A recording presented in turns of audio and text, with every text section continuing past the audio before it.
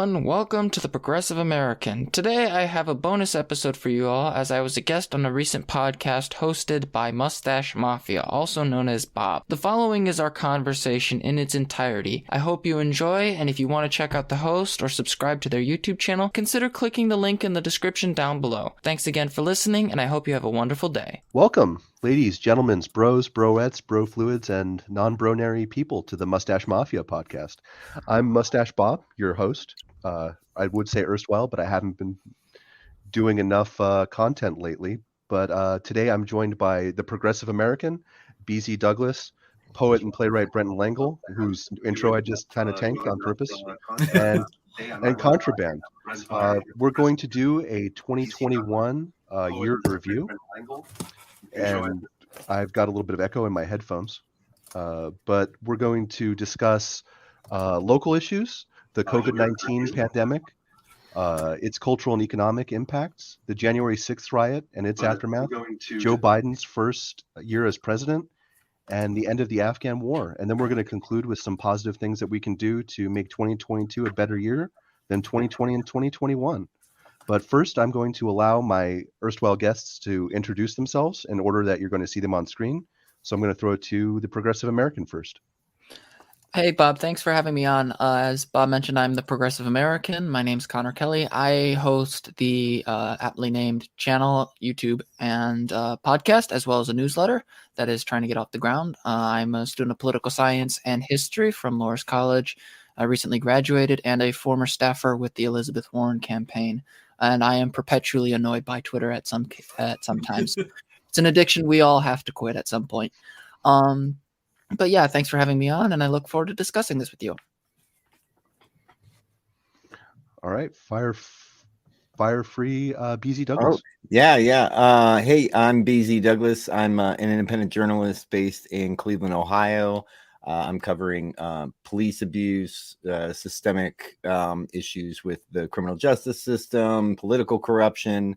And I also have a documentary series out called State of Injustice, which you can find at stateofinjustice.com. And it's also on the Real News Network.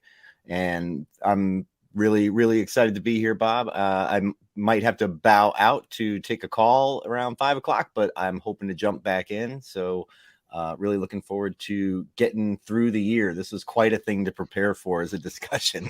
It is a bit of a big subject. Thank you for coming on, though. All right, Brent, to you. Yeah, you should have done what I did. Don't do any preparation whatsoever. He's just winging it. I'm used to it. So hi, I'm Brenton Langle.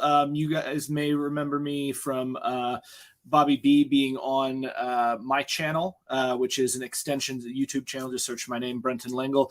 The show is Insurrection with Brenton Langle, which is a continuation of the radio show that I did. I'm also a poet, playwright, and Ringo-nominated comic creator of Snow White Zombie Apocalypse and Darude Shadow of the People. Bobby and me have been going through chapter by chapter Homage to Catalonia, which is one of the best books in the world and a big major influence on me. And also BZ Douglas and I know each other from the New York underground open mic scene, and we were both very active on the ground and with Occupy Wall Street.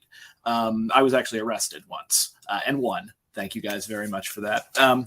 Behind me, as you can see, I have certain opinions. I am a classical anarchist in the Kropotkinite tradition, and other than that, I love to do debates against weirdo right-wingers. Everyone from Dr. David D. Friedman to most recently Stefan Molyneux, who stormed out of the debate after I offered to mail him some eggs. I made sure to tell him that the chicken that laid the eggs was white because I knew how important that was to Stefan Molyneux. Oh, God. I guess that's a nice little segue into me. My name is Contraband, everybody.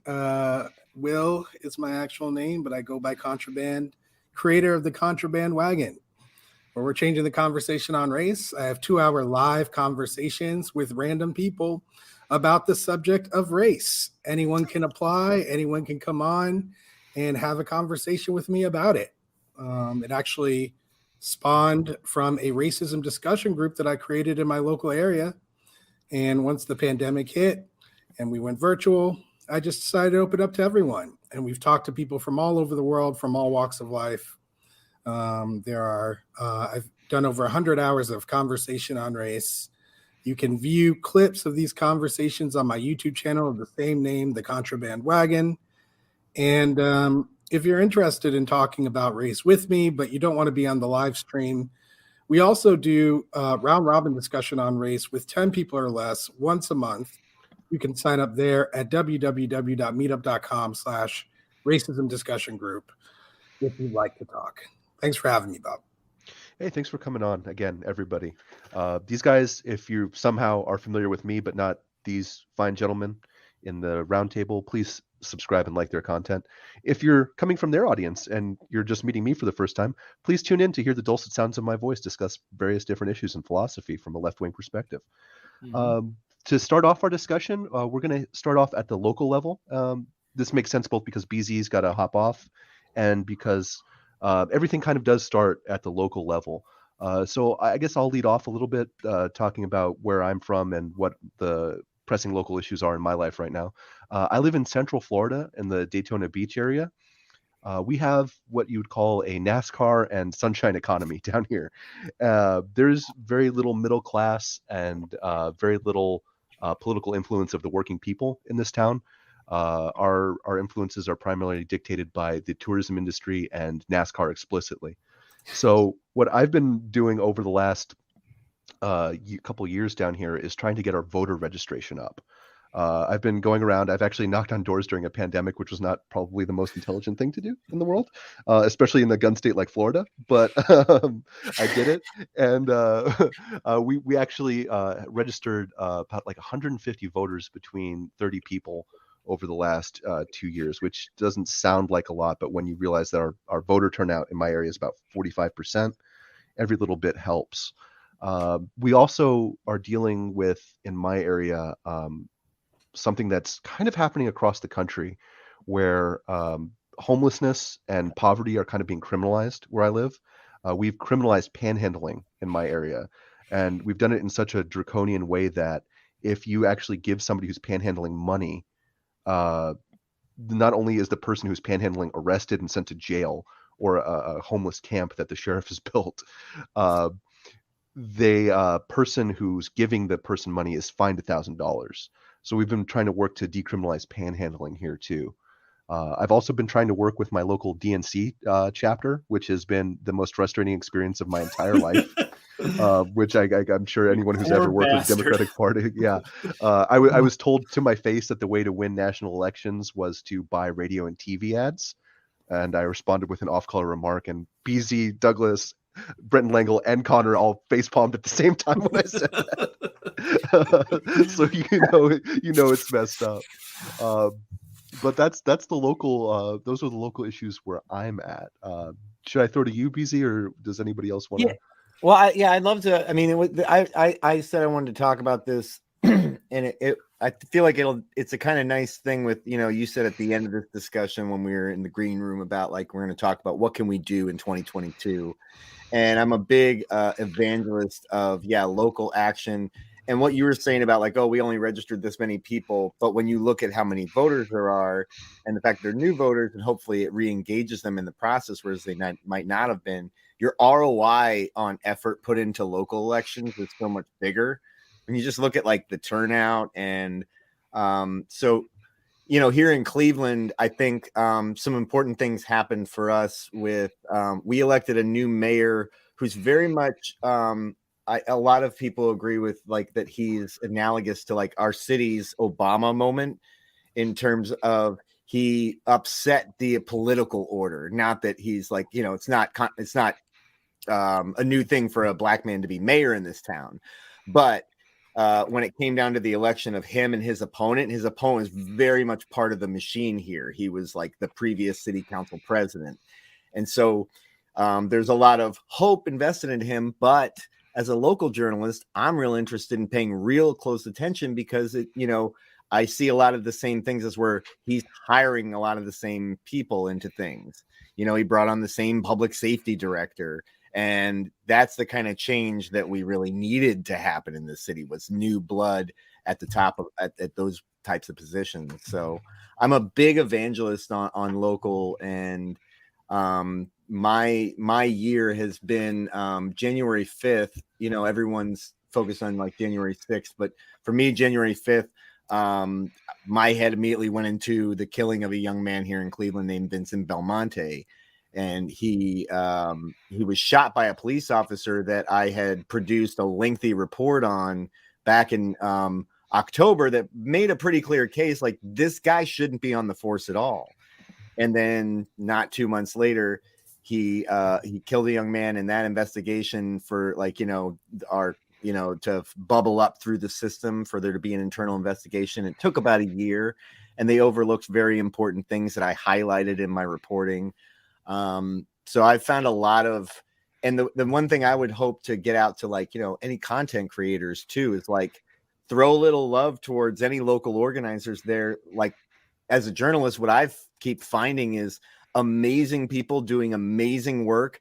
They don't know a damn thing about much more than like they can post something on Facebook. They're not on Twitter at all. Their YouTube is haphazard. So it's like finding those local people and amplifying them. While, yeah, I'm trying to make it as a full-time journalist and carve out a path for myself. I don't see any reason why anyone who has any expertise in producing content couldn't be doing that. So to me, it's like the ultimate form of praxis that I'm really like, there's so much power and love that needs to be put on the local level. And that's where all these awful things at the national level fall down and hit the road, and you can really see them in action. I don't mean to talk over the rest of you guys, but the interesting thing happened to me like over the last couple of years, where in about like 2007, I was forced to read for college this book called Bowling Alone by John Putnam. I'm guessing, Connor, you're probably familiar with this. Really makes like political science professors weak in the knees. And one of the things he was talking about was kind of like the atomization of American society, where people are like withdrawing from like local socialization. Well, hence the title of the book, like people are going bowling alone, and the bowling league is kind of declining. And at the time I read that, I thought that like he was wrong, and that the internet would give you like a better sense of community. Like I was thinking like, well, if you're listening to a podcast in your ears as you're walking between classes, you're part of a bigger community than you would be if you're just like in a bowling league. But like the last couple years especially have completely changed my mind on that, because you're right, the big content creation and like watching like a 1 million subscriber YouTube channel, or watching like cable television, or listening to a podcast, even though you should definitely listen to mine all the time and like and subscribe, is not a substitute for actual like local interaction with people. And that's why I really like what you're doing with your journalism, is like you're focusing on the issues that are happening in your area, instead of just having like national stories dominate your local news. And I hope to take a local thing and then say like, look, this connects to a national thing. And the big other thing that in local like news of the year, besides our mayor, is we passed something called Issue 24. And this is a perfect example of what I'm saying is, so we established in Cleveland, we had the consent decree imposed on the police department for, all the awful shit that's gone on, going back like Tamir Rice, and has continued to go on. And the consent decree is like basically the federal government comes in and plays babysitter to our police departments and set up these bodies that have to give reports and pay attention, but it can just go away. And so Issue 24 established a permanent police oversight body. And what was interesting about like the nature of the legislation is it required the demographics to be a certain type. Like someone has to have had experience in mental health crises, and someone has to have had experience dealing with our incarceration. I don't have all the thing. I want to track it more and have all those details, but it's the kind of like local effort that if it works, I would hope to see it propagated. And I'd like to just jump in there if it's all right, and to add to that, a lot of that nationalization of politics has, in my opinion, been exacerbated by the internet, particularly because when you watch, say, a channel like Sean and Jen or Three Arrows, who are some of the more well-known, or any of those, they're doing good work. They're making good educational content, but at the same time, they're responding to the commentary created by right-wingers who are specifically focused on culture war, nationalistic content. And I recently graduated, so I'm still technically a baby political scientist.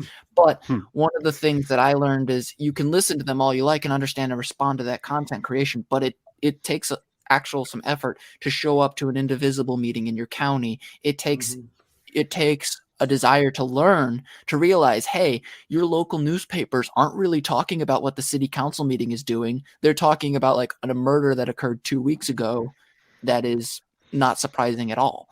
And one of the things that I've learned, and I don't want to out my location is too much because I have family out here who are not political. Yeah. But one of the things that I've learned is that you can listen to all that all you like, but it won't change much when the Proud Boys show up at your nearby city at a school board. And that's what happened in Downers Grove recently. There was an attempt by the Proud Boys to remove an LGBTQ friendly book that was supposed to help LGBTQ youth deal with their development in puberty. And it was a personal story, and people used that as a means to say this county is involved in pedophilia or things like that. And that is an extension of the National Proud Boys movement, something that started with really online media but developed into a local issue. And if you aren't aware of that happening in your community, the Proud Boys and other movements like that become some distant thing you see on your screen, even when they're right outside your window. So I think that kind of work, that kind of commentary, and that kind of analysis is needed now more than ever. Yeah, to jump in on that, actually. So when I was running Insurrection with Brenton Lengel on the actual radio, my co-host was George Martinez, Honorable George Martinez, who is the former U.S. ambassador of hip hop, real position. What's a radio? It's a very old boomer thing that none of us millennials and Zoomers can understand. You don't need a headphone for those. That's always nice. Yeah. But like, so when I was on the radio with him, my co-host was Honorable George Martinez, who I met through Occupy Wall Street. And he very famously said, all politics is local. And it's very much true. The sort of national large politics, in a way, that is just an outgrowth of what is happening, directly within your community. The Proud Boys example, was great. I mean, not great. I'm not happy to hear that, obviously, but particularly not when I somehow online was made aware of like the very first Proud Boys like bar meetup ever. I don't know how it happened. I had a friend who was like a really great activist, and I somehow, like a left-wing activist, and I somehow became friends with a guy who looked just like him, but with dark hair, who wound up being a Proud, like one of the very first Proud Boys. I was like, I found your evil twin. He's from the Mirror Universe in Star Trek. Dude, he had a goatee. So yeah, progressive. But yeah, so like all politics very much is local, and be they, I lived in Harlem, Sugar Hill, Harlem for 10 years. So like the idea of local politics was stop and frisk for the longest time. Like, I still remember there was a famous video put out by The Nation, which had a young man who was actually like a junior police explorer. And he wound up like getting accosted about 3 blocks from my door, like by cops who, made fun of the fact that his dad was only a traffic cop and threatened to break his effing arm for being a mutt.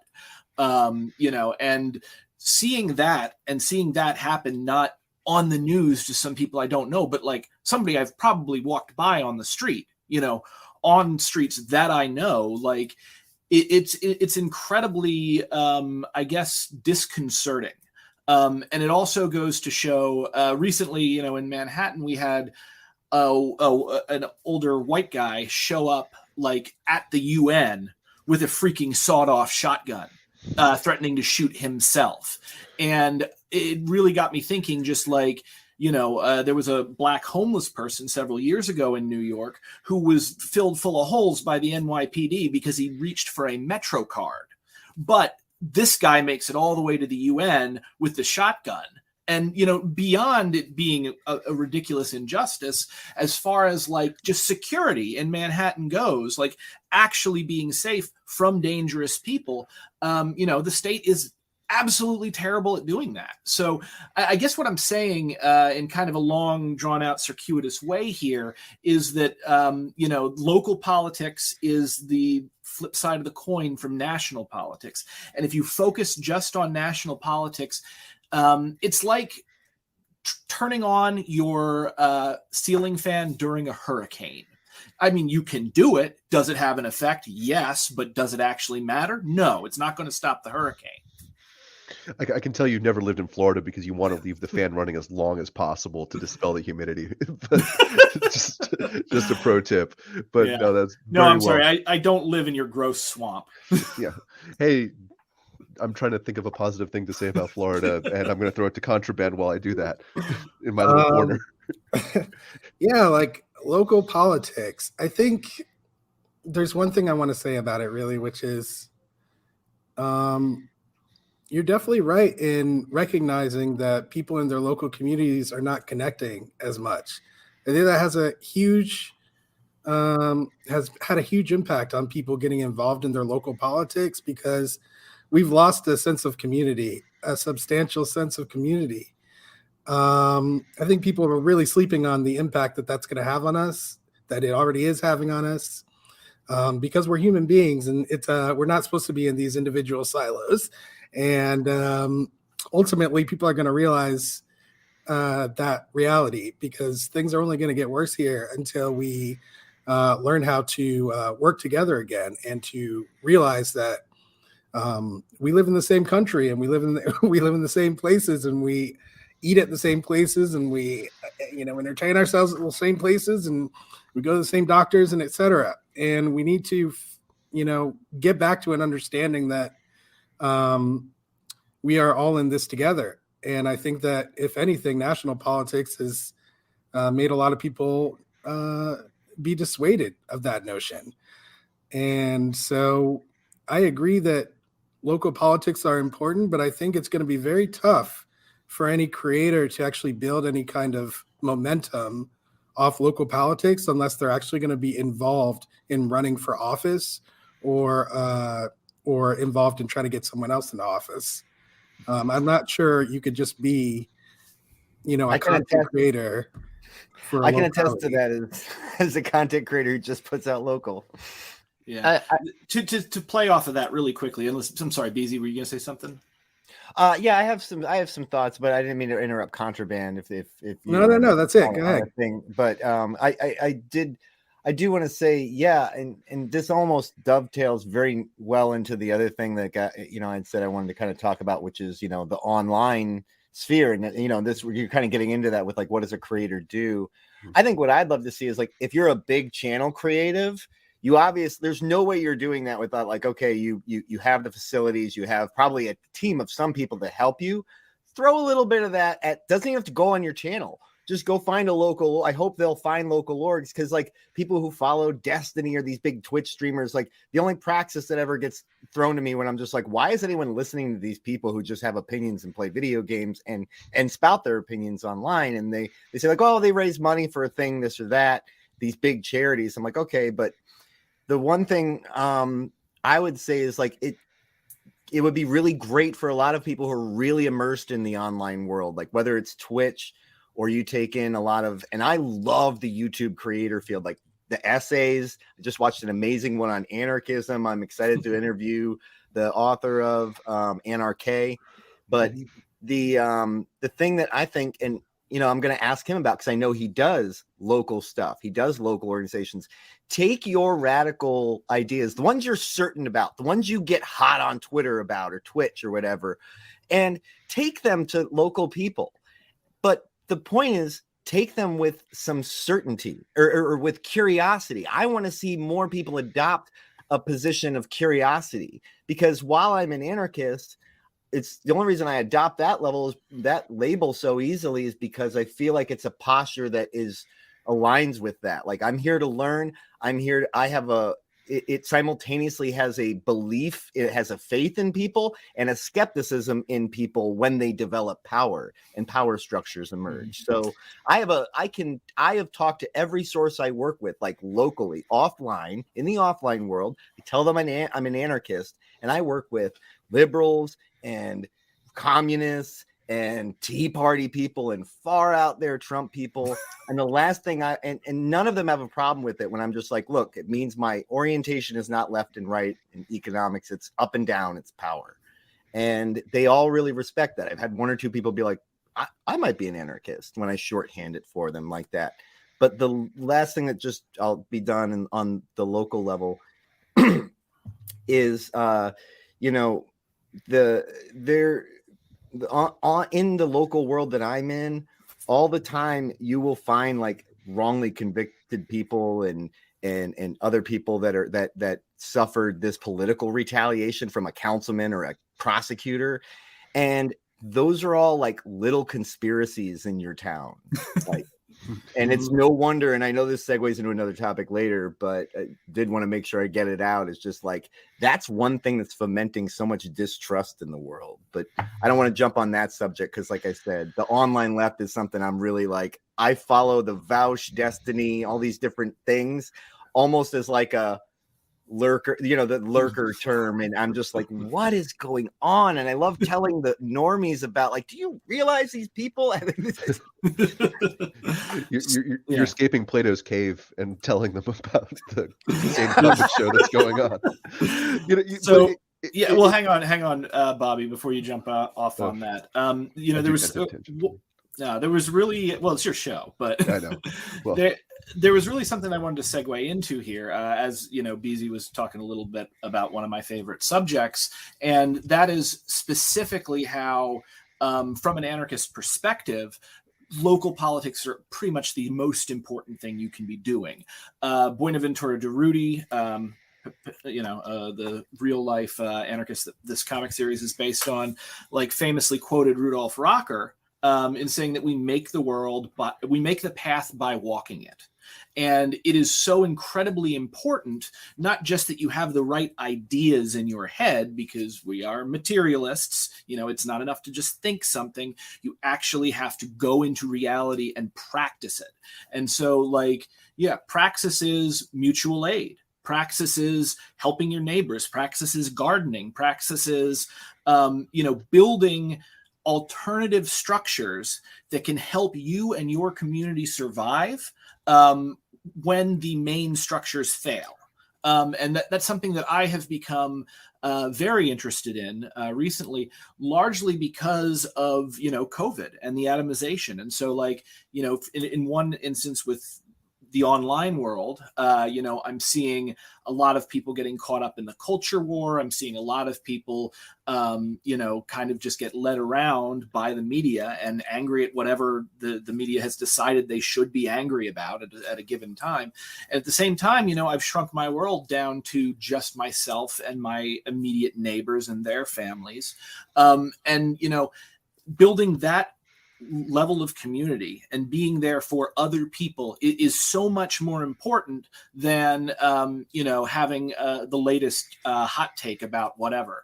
And to cap this off, there is one channel I do want to give a shout out to, and that's American Johnson of Non-Compete. Him and Luna Oy are one of the only quote unquote bread tube creators that they have their channel in a whole second channel, like the Breadcast, that is directly, involved, not just simply in fundraising, as BZ brought it, but in activism, in actual real life activism. And so, I really think that if a content creator happens to cultivate that kind of audience, it can be very, very powerful. But the incentive to do it is not there from a financial standpoint, because capital will resist building any kind of dual power structure. The people that run our society don't want us trying to take our own community and our own fates in our own hands. They want us to remain dependent on them because that is convenient for capital. They want us atomized because if we are atomized, we have to buy more things and we are less able to oppose any kind of agenda that the ruling class puts forth, be that via banking, medicine, political, whatever. So like they want you in a situation where you simply depend on the system itself and you don't have these important connections with other people in the community. And to add on a little bit to what you were saying, I know I've discussed Adorno with probably everyone in here because I evangelize dialectic of enlightenment ad nauseum too much. But if you haven't read the book, you definitely should. But what Brenton's talking about with what capitalism does to industry, it also does to culture. And I think part of the problem that we're facing as left of center content creators is that our content is a little more difficult to mass produce than right-wing content is, because it's a lot harder to have a conversation like we're having now than it is to sit in front of like a green screen and yell that Star Wars is too woke because there's too many droids in Star Wars or whatever they're complaining about this week. We also don't have the funding behind us because we haven't really proved that this sector of communication is a profitable thing to be reproduced ad nauseum. So like when you go to the grocery store, there's 50 different varieties of essentially identical potato chips for you to buy. It becomes the same thing with culture. Once something is profitable, there's like 50 or 60 different varieties of that same thing, like Marvel movies, Star Wars, changed science fiction for decades, etc. So when somebody like Ben Shapiro gets like $2 or $3 million in Facebook ads to propagate right-wing propaganda, and that seems profitable, you see an entire industry develop around propagating these. And so what we're doing right now, we're in the sowing phase, kind of building an alternative to that, trying to replace bad ideology with good ideology. We're sowing right now, and the right wing is reaping. So it's kind of frustrating, but I think if we keep putting in effort and we keep kind of fighting the good fight over time, that sowing phase will eventually morph into a reaping phase. And I say that because I aped that off of Eugene Debs, who was talking about that with the labor movement. Yeah. I would also like to kind of bounce off of what Brenton and Bobby have just said, is that one of the things that when we talk about building content creation and connecting it to local politics, there needs to be institutions that are able to sort of connect the people to their local government. I've struggled to connect to my local government in the suburb that I'm in part because the only way you're going to know what the city council is doing is on their website. And anybody who's ever gone through a city council website will know they're not the best design. So it's not always do that. But on the other hand, you also have very not well-known local newspapers that either hawk the murders and things like I brought up earlier, but the other newspapers that cover the general area, like the Chicago Tribune, for example, get bought up by people like Randall Smith and Alden Global Capital. And now I'm not an anarchist, but I am like a sock dem sort of liberal kind of person. But even I can see that fundamentally there needs to be an entire media environment that connects people to their local government so that whatever your political affiliation is, you have the information available to you to make informed commentary and decisions, not just in electoral politics, but in decision making in your own personal life, your finances, your food, anything that can help you to survive as a citizen in your local area is dependent upon that. And unfortunately, we haven't had an adequate replacement for the erasure of these local newspapers. I'm a member of the UIS Journal, which is the college newspaper out in Springfield, and we're run through a nonprofit. Now we're turning into the UIS Observer. But really, you've seen a shift, at least in my hope, that towards nonprofit journalism to protect it from the for-profit sector. And I would like to see more people drawing attention to not only media outlets on the national level being destroyed by this kind of thing, but local outlets also having to combine, like the Chicago Sun-Times did with WBEZ, to defend themselves against this kind of for-profit destruction of what should be a diverse and democratized media environment. It's important. This is something that working in comics, this is something that I sort of realized. And it's that, like, you'll notice if you look at comic covers a lot of the time, you will often see a lot of red on the covers. And the reason why that's there is because our brains respond to red with interest because it looks like blood. So, as we evolved as a species on this planet, we see that, like, if we were able to recognize blood, we knew that we were in a dangerous place, and then suddenly our, consciousness is boom right there. This is why, blood, TV violence, that kind of thing, and bad news about horrible things happening and horrible people is so engaging, and particularly for driving social media engagement. I think right now the single biggest video on my YouTube, and I'm kind of glad of this, but still, like, the single biggest video that I have ever put out on YouTube with the most views was Trump supporter attacks Antifa with skateboard.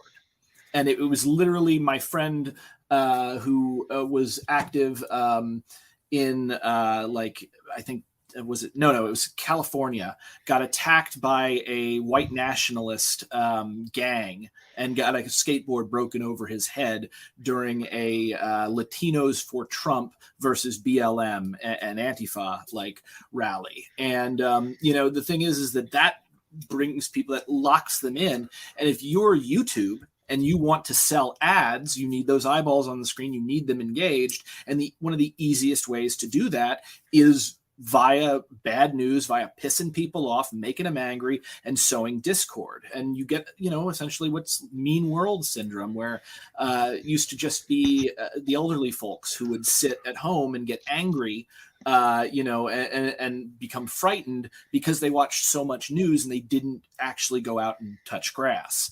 And then just really quickly to put a capper on this, as far as what social media does to people when it comes to atomizing them and to driving engagement, because we have, so you mentioned earlier, Bobby, that when something is successful, it spawns a lot of imitators, essentially, and you get kind of a sameness of culture. This is an inherent problem with markets, like as an economic unit, because markets are inherently biased towards previous actors within that market. The best way to understand this is like Vegas odds on a horse race. You go in, you drop $100,000 on a horse, suddenly a bunch of other people are going to be dropping money on that horse because they think you know something they don't. So monkey see, monkey do. And we can get into these really awful economic spirals where people like Ben Shapiro, people like Milo Yiannopoulos, people like Stefan Molyneux, can get a lot of attention and make whole careers out of essentially being awful and pissing people off. Again, I think the way to deal with this is to disengage from the mainstream media and instead engage with your neighbors. Because, the alternative to that is, either getting swept up in one side or another in the culture war, or just retreating into fantasy and winding up like a QAnon cultist, which, hey, January 6th, we can talk about that. I'm sorry, I muted myself. I was going to say that's actually a perfect segue into the first topic that really deals with 2021, is that we started the year off seeing the effects of what we're talking about in media and in local politics, kind of in a really stark and, frankly, for me, it was a very gruesome way on January 6th, because people had been consuming all of this media that we're discussing on the right for basically a year during the pandemic, and they had been isolated and atomized to the point where they believed that Donald Trump won the 2020 presidential election, which he did not. They believed that he got more votes than he did, and that the election was illegitimate. And while that's not necessarily abnormal for the right wing at this point, it was shocking, I think, for everybody when Trump supporters stormed the U.S. Capitol while the presidential election was being certified, and violently attacked the police officers who were defending the Capitol. For once, I think Brenton's actually going to be on the side of the police in this case, which is going to be really weird for him. Probably BZ too. Insurrection makes for strange bedfellows. Yes, it does.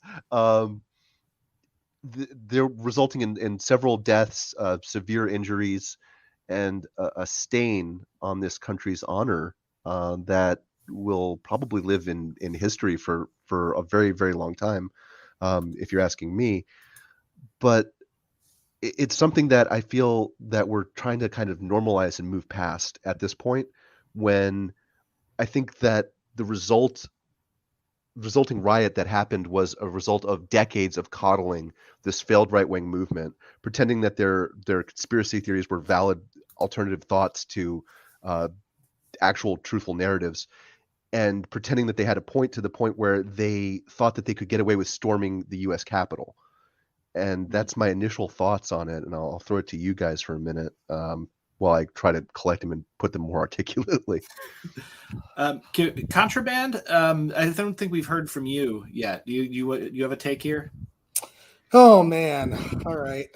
Yeah, I have a lot of thoughts about January 6th. I remember I was actually working on my website and my stream with the person who runs my social media, and I was leaving, and I got a text from a friend of mine, and he said, "Yo, you need to watch this. They're storming the Capitol." I was like, "No, like what? Like that's not a thing. Like that's not happened." Surely that won't happen in America. I had the exact same thought, exact same experience. Yeah, it was very odd. I just sat in my car watching on my phone for a while, just like being like, "What? Like this is happening. This is really happening." And I guess what I was thinking at that time was, how did they get to the Capitol? That was my first thought. I was like, how did this happen? Like, how is this allowed to happen? And because I just remembered the National Guard on the steps of the Capitol for the BLM riot, for the anticipated BLM riot that didn't end up turning into anything at all. And so I was very curious about that and just shocked, that that this would happen. And I guess for me, the biggest thing has been the response actually to January 6th. The charges, they're still tracking people down and charging people even today. I think just last week, a couple people got charged. But, I don't know. It's like we see a reflection. I see a clear reflection for me personally. And because I deal with race content all the time, it's so obvious to me that the race of these people who stormed the Capitol has played a significant role in how they're being treated with the justice system. I think that their defenses against the charges are very telling as well. Like I guess they don't believe a lot of them don't believe they did anything wrong at first and have to be deprogrammed by law enforcement, which I also think is interesting that they're even taking the time to do that. And I'm not really sure why. I'd like to be a fly on the wall of the decision makers on that as well. But I just see them treating these people so much drastically different than other criminal defendants. I'm also a lawyer as well. So I'm very interested in that side of what's going on. Well, not to interrupt you, but having lived in DC while there were protests myself, when the church protest happened outside the White House, the response to that was being buzzed with military helicopters, having tear gas launched at them, having agents from the Border Patrol and ICE come in to disperse a riot, which last time I checked, Washington, D.C. doesn't have a federal border anywhere around it. I don't think Virginia is a foreign country, although if you go out into Montrose, it gets a little weird. But William County also lived there for 10 years. Yeah, but you're absolutely right in that the response to the January 6th riot insurrection, however you want to phrase it, has been completely disproportionate to what it would have been if it was a left-wing rally or if it was a protest for civil liberties for minorities in this country. Oh, Well, 100%. it's funny. I think I've said before. Sorry, Progressive. I'll get to you in just a second. But like when I was a kid, growing up in the late '80s, early '90s, like I remember hearing Rage Against the Machine, and I remembered, that the lyric, some of those that work forces are the same that burn crosses. And at the time, I was like, oh yeah, it's a badass lyric, but it's a little over dramatic. And like now, as a nearly 40-year-old man, I'm like, yeah, some of those that work forces are the same that burn crosses. And that, this is actually what's so important about getting the anarchist critique of the state, which is not the government, it's the military and the police, out into the world. Because you realize when you engage in an anarchist critique of power and an anarchist critique of the state and these institutions, you realize that, what the law is meant to do is not to keep the peace. Rather, peace is kept in order to keep the property. And what property are they most interested in? Well, the state's primary constituents, which is the wealthy, the powerful, and the elite. And in absentia of that, it is those who superficially resemble the wealthy, powerful, and elite.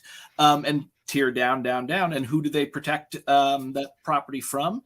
Well, from you and me and anyone who is judged to be unruly, anyone who is not a major property owner. So, it is almost inevitable that within a state structure, you will have a racist, classist system of state violence, because that's all the state does is identify targets and deploy violence and the threat of violence in order to protect property. And, you know this simply from, Pinko Commie Soy Boy, Adam Smith, who famously said in Wealth of Nations, what's the quote exactly?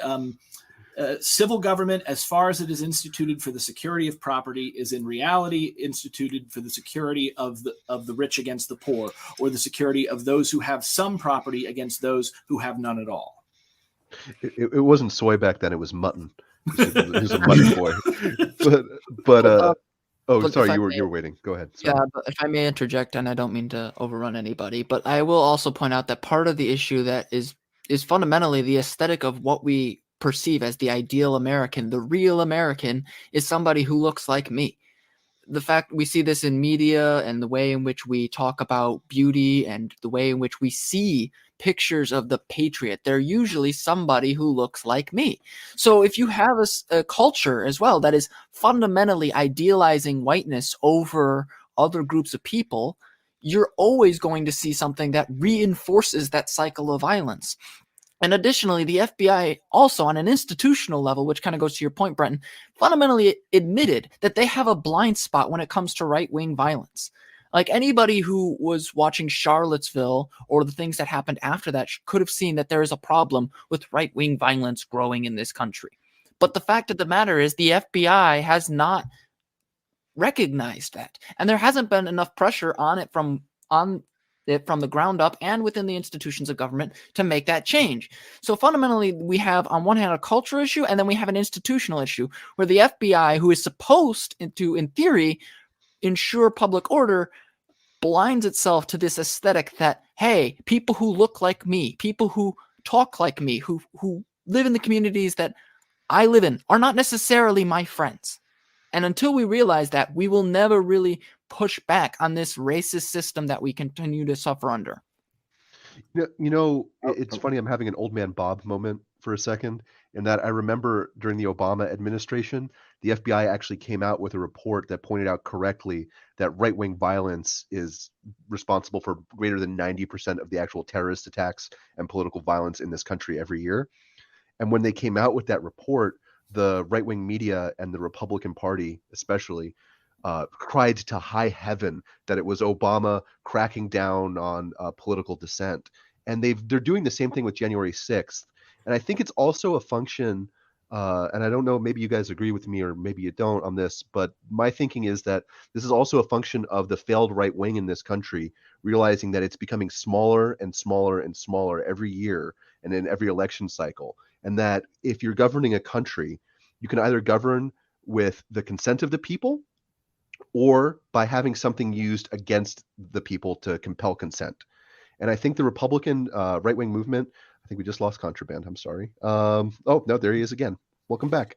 And I think the Republican failed right-wing movement in this country is realizing that inevitably they're going to lose the ability to actually govern through popular consent. And they're looking for a violent movement to compel consent on the people. And we saw this in the last century. We saw this in Weimar Germany with the fascist movement there. We saw this in Spain. Brenton and I have discussed this at great detail on his channel.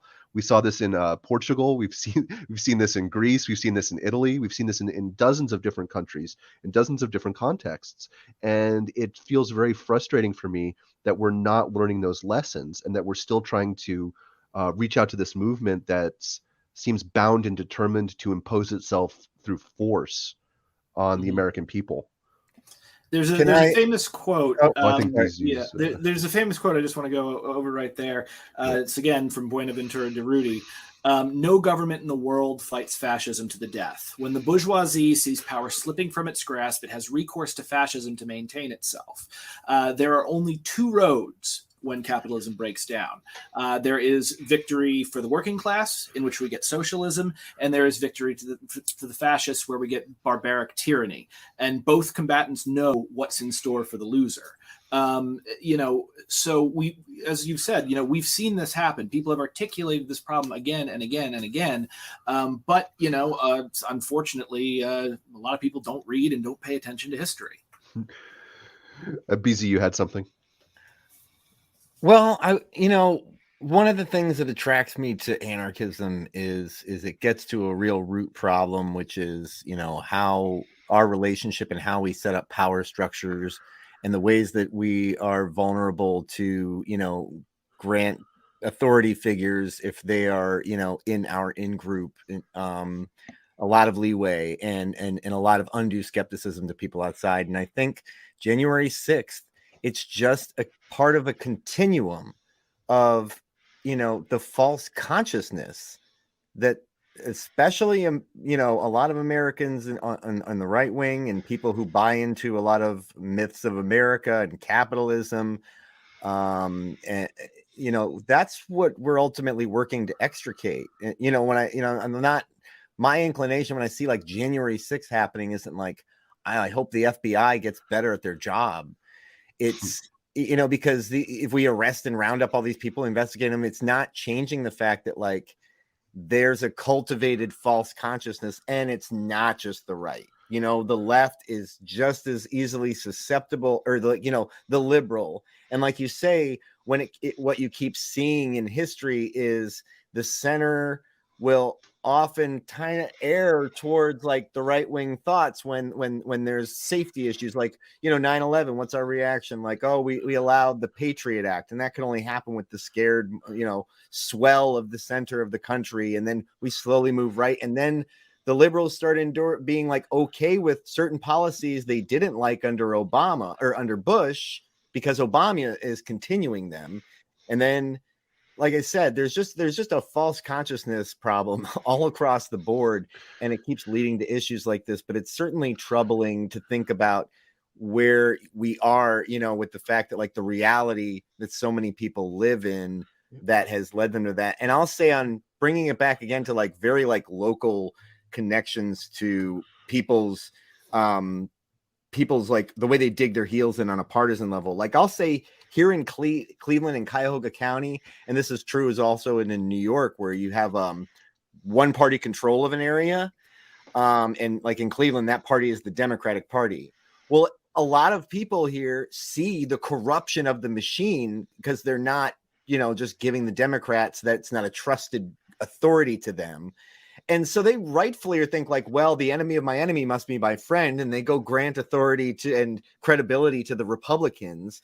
And the thing is like, well, no, you're not wrong that the Democrats are corrupt as hell in this town, but the Republicans aren't much better. That said, though, in these circumstances, you will find the Democrat is just another climbing machine piece of crap. And the Republican running in that race, maybe he's got some ideas on finance that trouble you, but he's actually someone who knows and cares about his community and is more in it and not looking at politics as just a career ladder. So I don't know. Like I said, like January 6th, it gets systemic for me. I agree, and a little bit I disagree because I'm a sock dem, so I'm a filthy statist. So you guys probably don't like me that much for that. But yeah, Connor and me, we're in the filthy statist club. But can I just make one quick tangent on like you're getting the down twinkle. You're getting too down twinkle. No, I'm not down twinkling as much as what I say to my communist friends who argue with me about when we get into. I just say, like, to me, anarchism, it's outside all those things. Like, everyone should be in it. You should be an anarcho sock dem. You should be seeking to flatten power as much as possible and have the mentality of, what I think anarchists adopt. I don't think anarchism is a path towards a system as much as a path towards like evolution in our understanding and relationship to power. That's a good and healthy attitude that I think more people could embrace. But from my perspective on January 6th, and I think Contraband would have a useful input on this as a lawyer. Nominally, we have a deterrent and a retributive justice system in this country. And the fact that we don't use that to deter right-wing terrorism, it feels like that the weak response to the January 6th riot will only encourage more and greater acts of violence in the future. And I don't know if you guys agree or disagree on that one.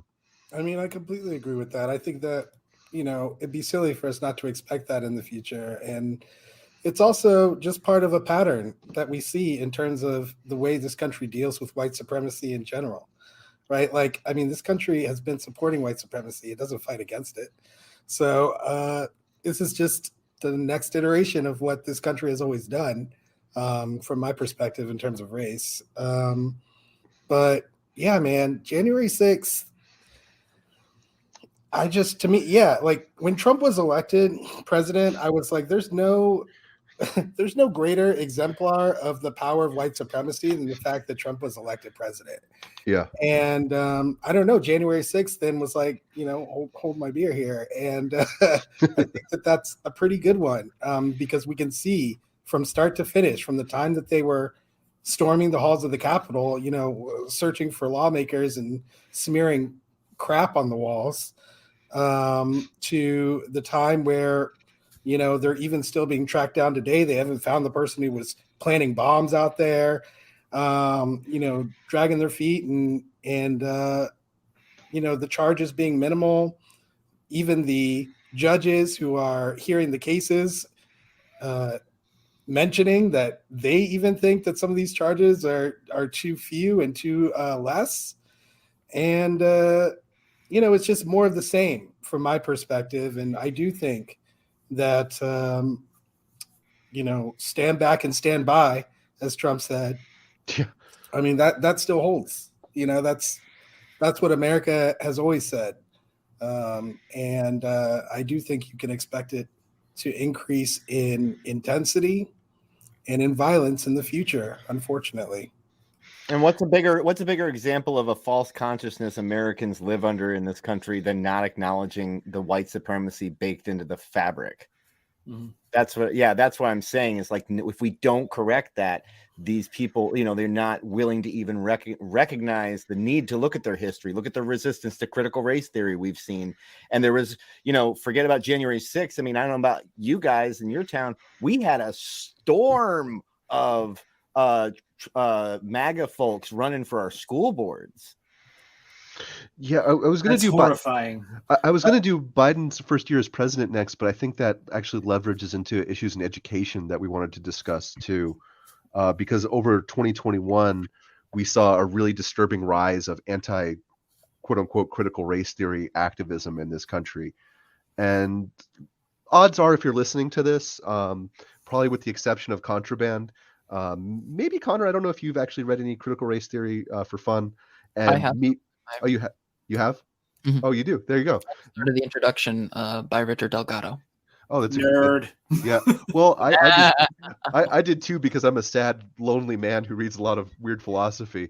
But like, there's not a great odds that people in your life have actually read critical race theory, and yet it became a national sensation in 2021, and it became a rallying cry for right-wing candidates on school boards, gubernatorial elections, and for domestic policy in various states, including my own state in Florida. And what was disturbing for me about that is that this anti-CRT campaign that's been waged over the last year is almost identical to one that was waged about 100 years ago in Germany. It was not called critical race theory then. The Nazi Party called it cultural Bolshevism. And it was a made-up conspiracy theory to run Jewish people out of academia, which actually resulted in Adorno, who I'm going to evangelize again, having to flee Germany and come to America.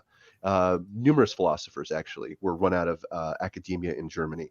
And to see it repeated almost verbatim on Fox News, on the internet, and everywhere is a very, very disturbing thing that came out of 2021. And Yeah. it was, and we see how effective Nazi propaganda was, because it's still effective in 2021.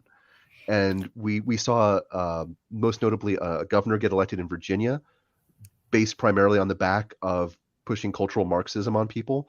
We saw in Florida, in my own state, we had our governor pass like 3 or 4 anti-CRT bills through the Congress restricting academic freedom in my state. And we saw various right-wingers. We saw some of them actually try to start a University of Austin.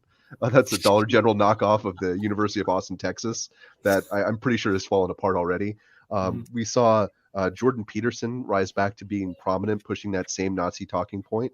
Most shamefully, I brought him up earlier, but Ben Shapiro has pushed this. Somebody who should definitely know better. We've seen Stephen Crowder. He does know better. He just doesn't care. Yeah, this is very disturbing. And we've seen Stephen Crowder become incredibly popular. We've seen this, what should be a quote unquote alt-right talking point, become a mainstream of the failed right-wing movement in this country. And I think that's a serious issue in education, because there's a chilling effect on teachers, and it restricts people's ability to learn accurate history of the United States when anything that's critical of the predominantly white supremacist narrative that the right wants to push is called CRT, and it wants to destroy the West and take your toothbrush. And this is really I important. think Connor had something for real quick. I would actually like to add to that, because as much as CRT, the conspiracy theories about CRT are an extension of the cultural Marxism and cultural Bolshevism myth, I would also like to say it is an extension of white rage, as pronounced by Dr. Carol Anderson. She talks about how racism in the United States creates resentment within the white population because they're always afraid of losing their political power. And that has been one of the reasons since 1964 onward, white Americans have consistently voted for the Republican Party, because they have consistently upheld the white supremacist narrative about the government is coming to force you to associate with African Americans. That's why you saw white flight and things like that. But more than that, for the first time in really the entirety of the history of the United States, white Americans have seen their demographics decline to an extent that they actually are worried about becoming a minority. And why would they ever be afraid of becoming a minority? It's almost as if white Americans... Are you saying minorities are mistreated in America, sir? I do believe I am. Gasp. But I would say that it really is the intersection of prejudices, because it's anti-blackness involved in it, because it's attacking scholars like Kimberly Crenshaw, who, despite what James Lindsay may say, is not a race essentialist. The whole point of intersectionality is to destroy race essentialism. And all of this really is an intersection of anti-Jewishness, which comes with the cultural Bolshevism, and combines it with anti-blackness to appeal to the oldest prejudices in America as an electoral strategy. Yeah, they're going to the well, man, and they got that ladle out and they're using it. And I think that it's also interesting how the whole critical race theory panic happened, right? It's all the machinations of Chris Rufo and James Lindsay. And all James Lindsay had to do was go and call himself a world level expert, whatever that is, in critical race theory. And all Chris Rufo had to do was, as he transparently on Twitter stated, increase negative associations with critical race theory any way that he could, to turn it toxic. And he was very successful about that, because there's already a foundation to support him in doing that, which is this nation's history with white supremacy. And it worked easily and like a charm. And despite the fact that so many progressives are working so hard to get policies passed like healthcare, like the infrastructure bill that eventually did get through at least, and other pieces of legislation. Look how easy it was for these two gentlemen, random guys, to just end up in Congress in a short amount of time after building up negative associations with critical race theory, and have all this legislation all across the nation being put out. I mean, it happened in a flash. And again, I put that in the running with the most prominent exemplar of white supremacy in recent times. There's been a lot of, to play off of that, there's been a lot of, and I think one of the reasons this got so big on the right, recently on the far left kind of bread tube sphere, there's been a lot of tea spilled over dialectical materialism and materialism versus idealism. And a lot of people misunderstand these terms. They think idealism means being idealistic, having high hopes for society that you want to put in. And materialism, they confuse it with realism, or they confuse it with like consumerism and the idea of like Madonna's material girl kind of idea. But really what these two philosophical concepts are is materialism is ultimately the idea that all of reality, or at the very least, human society, is driven by material concerns, which is things that actually happen in reality. So, Sartre famously said, existence precedes essence. There is no essence. We are what the world makes us and what we make ourselves in the world. Our views and ideas and how we interact with the world are shaped by our social relationships to other humans and to institutions. That is not how right-wingers think. Right-wingers think, and Jordan Peterson said it perfectly, they are idealists, philosophical idealists, in the sense that Jordan Peterson famously said, people don't possess ideas, ideas possess people. So when someone is a political, philosophical idealist, what they're thinking is that the world is driven primarily mentally by human ideas. So what does this mean? It means that right-wingers are constantly looking for the source of the bad ideas so they can get rid of that source of bad ideas, and we will have, political, harmony. So when they see, the reactions to the George Floyd killing, when they see BLM becoming really big, when they see direct action, and when they see stuff like CHOP/Chaz and police being defunded, what they don't think these people are responding to that these people are hurting, and we need to deal with their problem so that we don't have this level of social discord. Instead, they think all of these people have been led to do this by an evil ideology. And it just goes right into the inherent way that most right-wing brains work.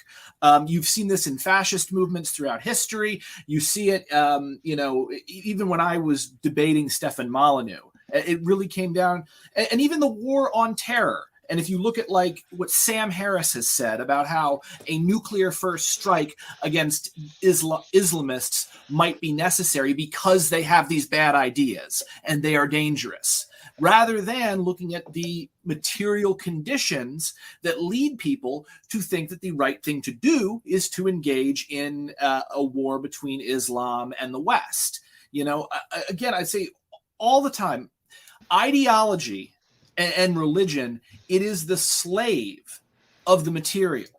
When you become religious, or when you become ideological, you will interpret that ideology through what makes sense to you in your life, the way you deal with problems, the way things that you would particularly benefit from, which is why you can get people who read the same holy texts and come away with very wildly different interpretations of the exact same thing. It's because they are leading different lives and different things make sense to them in that context. And so, like, when the right is always looking to find that those terrible ideas that are chipping away at this wonderful society we have built, rather than take a good hard-nosed look at the actual problems and realize we need to solve them if we intend to keep this society stable. You, you know, it's funny because it comes back to how the culture industry will dumb down the culture products it puts out to the basest possible levels. And James Lindsay and Chris Rufo are two great examples of that, because the culture industry has gone from the 1960s, where Brenton brought up Sartre, Being in Nothingness, The Stranger, The Second Sex by de Beauvoir, which is a really interesting feminist book.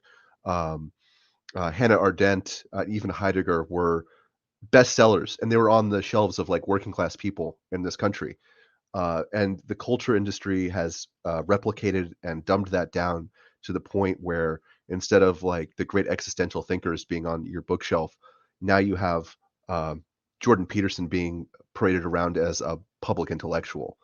And that has definitely contributed a lot to problems in education, because when people's idea of a public intellectual or a professor is, say, Jordan Peterson or Chris Rufo or, God forbid, James Lindsay, uh, I think that Ben limits the. Shapiro.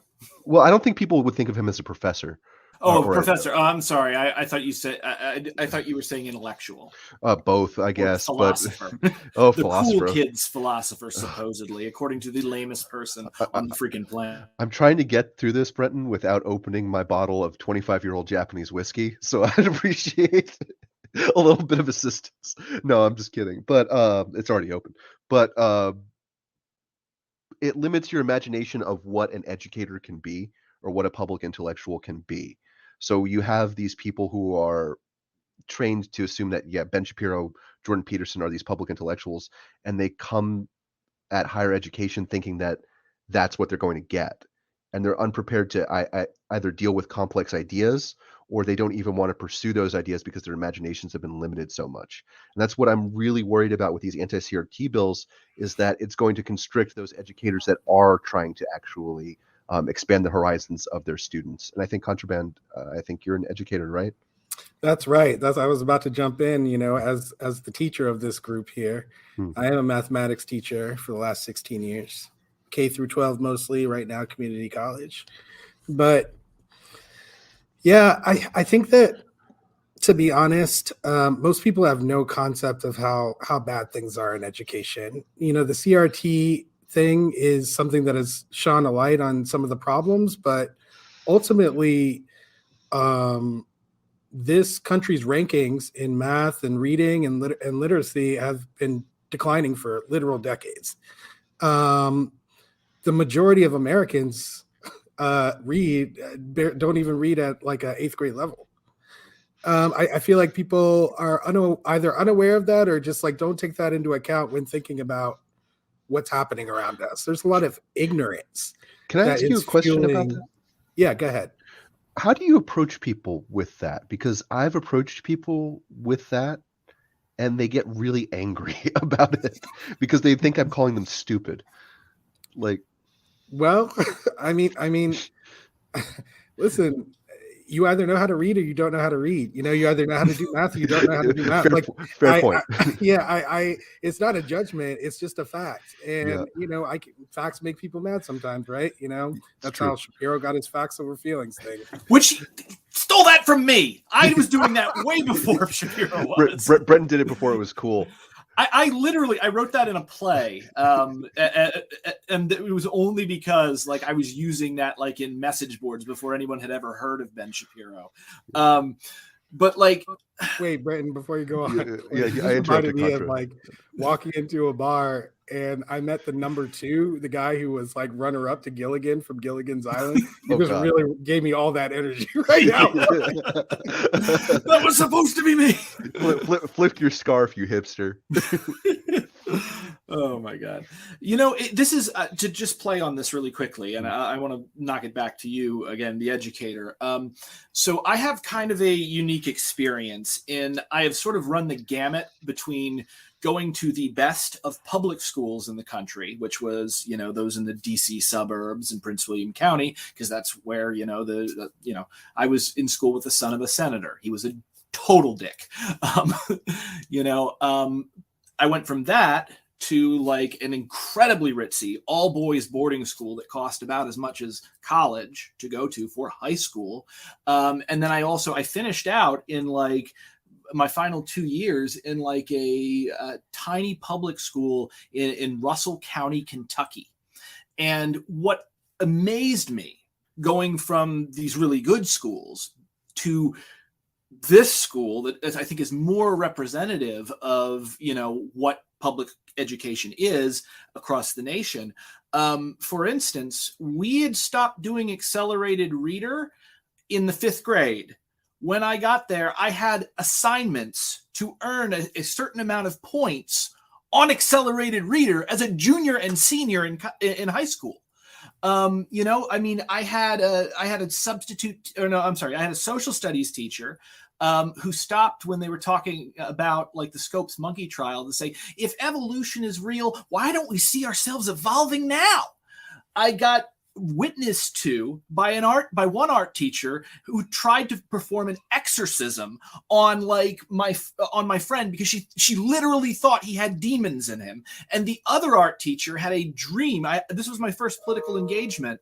I had to go to like a school board meeting and argue that Harry Potter should not be stripped from the school library because our art teacher had a dream where God told her to enter the hearts and minds of the students. She must create a committee to overview books and remove them from the library. And, you know, this woman wasn't like a conscious fascist. I actually liked her personally, but ideologically, she was a fascist. Did the exorcism work? No, definitely not. Yeah. Go ahead. No, I'm just going to say my buddy, no, that demon is still running around inside him.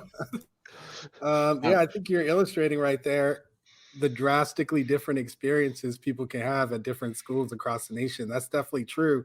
Part of the reason we tried to work on standardizing curriculum across the nation was to deal with that problem. But ultimately, as a teacher, what you find if you get involved in any kind of execution of policies that come down from the national level, what you find is that the people who are making decisions about how to impact education, they're not educators. They're not, or they are not consulting with educators in terms of how they roll out their policies, and that has caused all kinds of problems that really don't get talked about in the mainstream media until it gets to like the level where a kid is actually suffering because of these decisions. And then that becomes the story, not like all of the decisions that led to this moment with this kid is having this experience. So, you know, one thing that I'd like to see, I know we haven't gotten to the 2022 yet, but like in the future is more media focused on the decision makers and the power players in education and what actions they're actually taking, because there's a disconnect between the impact and the decision making right now in education, and the blame is in the media anyway is being placed on teachers mostly, as it has been traditionally, and that's not an accurate reflection of the problems in education. Right, because you're one of the last unionized industries that's kind of left in the country too. Well, not in my state. We're not allowed to have a union here. You're not allowed to have a union? No, it's against the law. Bro, I'm in Florida and we're allowed to have a teachers union. Wow. I have a fun education story from 2021. This is what parenting looks like when you're a journalist. So my kid comes home and he shows me they have this fundraiser they're doing called schoolstore.net. And he shows me, it's like, oh yeah, if I get people to buy things from this company, then it raises money for my school, and then I get a prize. And I just immediately sit my kids down and I'm like, let's talk about the problem of middlemen.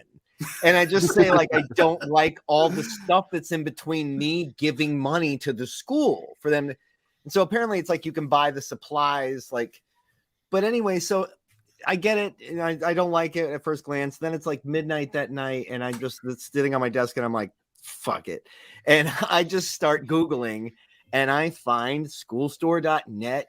It's part of this whole web of these fundraisers with different names, but ultimately the ownership goes back to this guy, and I thought it was a made-up name. I couldn't believe it.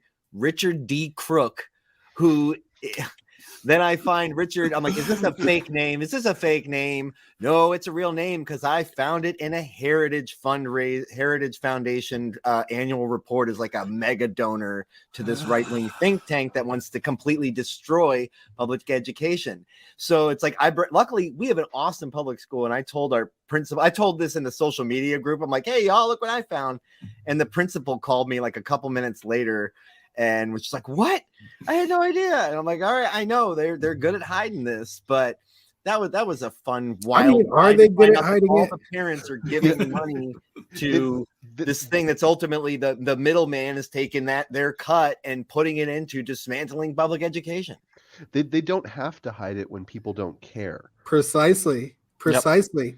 They don't even have to think about hiding covering their tracks. They don't care. They don't care if everybody knows. Well, I would also add that part of the issue, and it's not just in education, but in political commentary, political opinions. You know what they say about opinions? Everybody's got one. But is that a lot of people think that the destructive forces that are around us are hiding what they're doing, when in fact a lot of what they're doing is public information, and they will have full reports telling you that's what they're doing. But nobody reads that. Yeah, exactly. But to add to the education point and the destruction of public education, one of the things that I think needs to be brought up a ton over and over again whenever somebody talks about the virtues of private education is that private schools below the college level are not covered under the IDEA, meaning that if you are a disabled student in public education, you are entitled to an IEP, an improvised education plan. But if you are in a private school, there is no obligation on that private school to follow that IEP. There's nothing.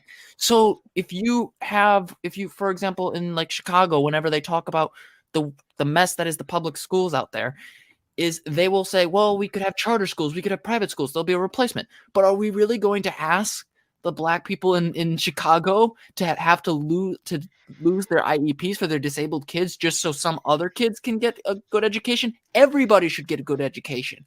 And that's not brought up nearly enough because it's seen as though, oh, those problems don't matter because those are just the disabled kids. Those are whatever horrible term is used you want to bring up that doesn't violate TOS. But it's over and over. Thank you for not violating TOS and getting my channel nuked. You're welcome. Appreciate it. We'll do it by the end of this. Don't you worry, Bobby. I almost did earlier, I feel like. The other thing I just want to say about what you were just saying about charter schools being an alternative and that whole narrative, 6 out of 7 African-American kids go to public school. So you would literally have to pluck them all out of the public schools and put them in charter schools, which it as a plan makes absolutely zero sense. So I don't know how that became so popular as like a way of fixing education or helping Black people, but it's weird to me. I do have to jump in though and say, like, I, as someone who has always been opposed to like what charter schools are, we succumb to I think a lot of bullshit from one that courted us for our son, but we ultimately did choose homeschool for him. And I know I'm not good in the traditional academic model.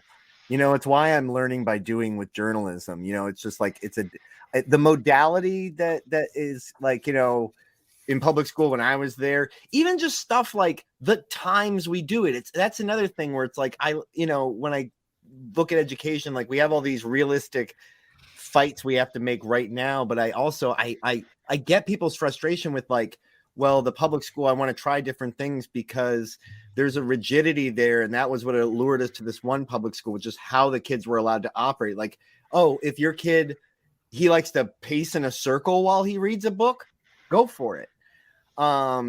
Things like that. And just questioning like where our model is set up and how much of it is inertia and how much of it is the best way to go. And like Contraband said, the fact that like these people who don't know a damn thing about policies make all these decisions. And by the time we find out about them and they're harming a child, they're so entrenched and impossible to roll back.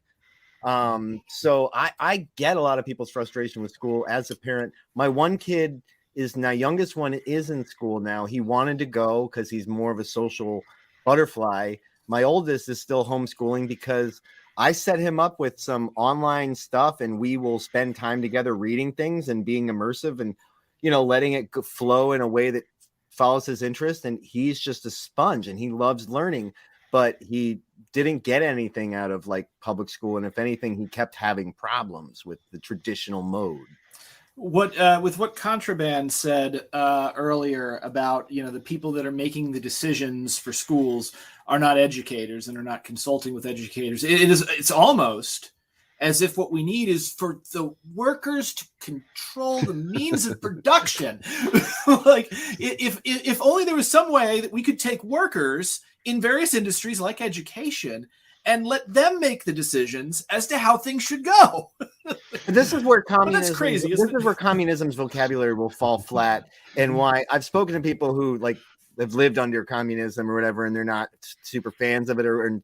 But one thing that I've recently come to realize is a limitation of it is like it puts everything in these economic terms. Mm-hmm. Yeah. And I understand that like we've come up through capitalism, and so the economy is the center of everything, but it's not.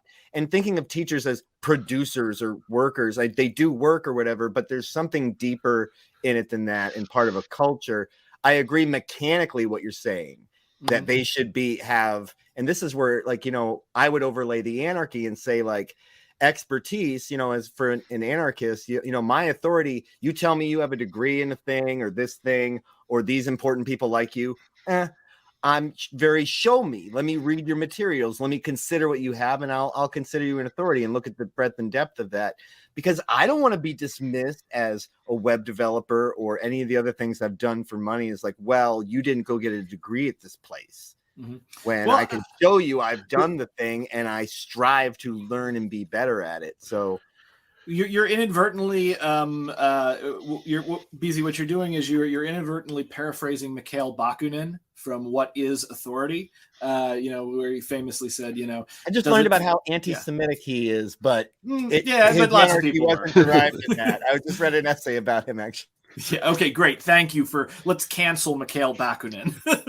But no, it was written by someone that was like, he's a racist, but it's actually not an underpinning of what he said. And here's all his racist shit. And it was like, probably the best way to handle it. Well, I think it's interesting though that you're bringing up something that's kind of legitimate, in that parents do want to have an input on their children's lives because they're parents and they presumably love their children.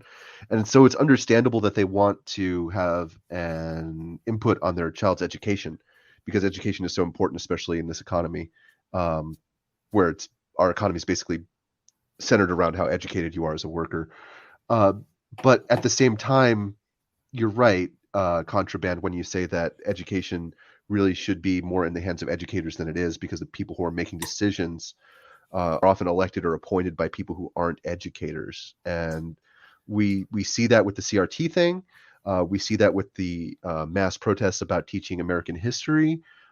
We see that with the people who are running for school boards now, who are running on like not making children wear masks. Don't forget Betsy DeVos.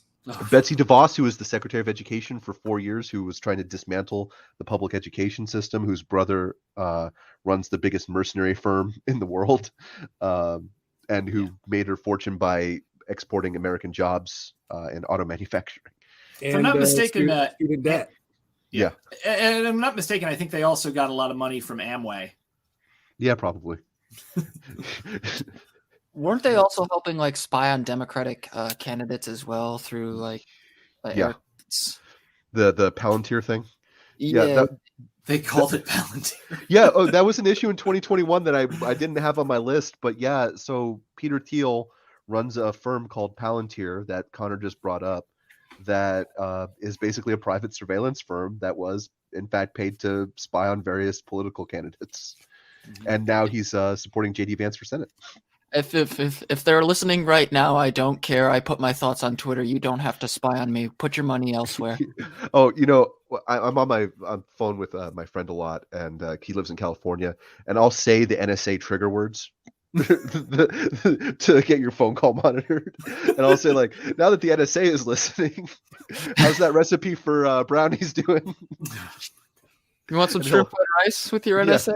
Yeah, exactly. I've always when Occupy Wall Street was going strong, there was a lot of surveillance on various people, and I don't know if I ever tipped anything off, but I've always wondered. Like at first, I thought that it would be great that whatever spook was assigned to like read me sort of became a fan and started liking my comics and plays. But I actually think it's better if he hates it and still has to read it as for his job. So he's sitting there like, "You hack! That's not how you write a scene." Brian, you're thinking of like, this isn't the 1930s or 20. Like none of us have minders. They just collect it all, and when you ever become a problem, they go back and sift through it.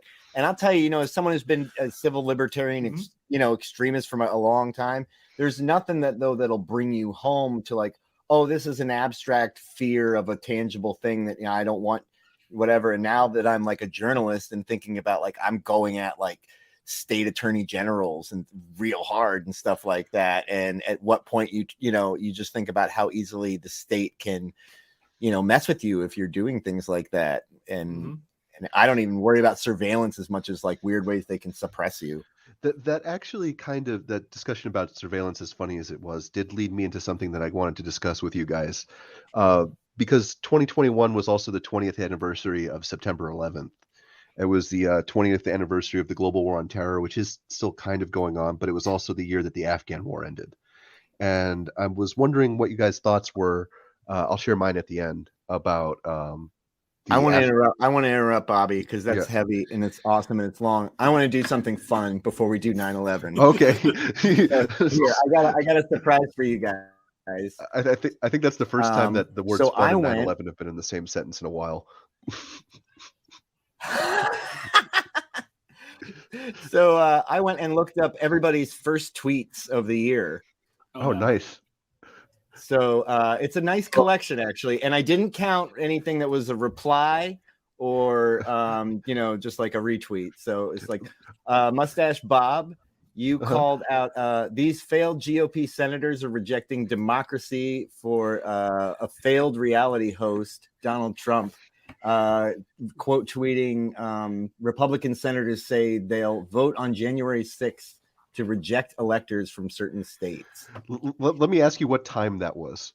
So that was, what do we got here? 2:07 p.m.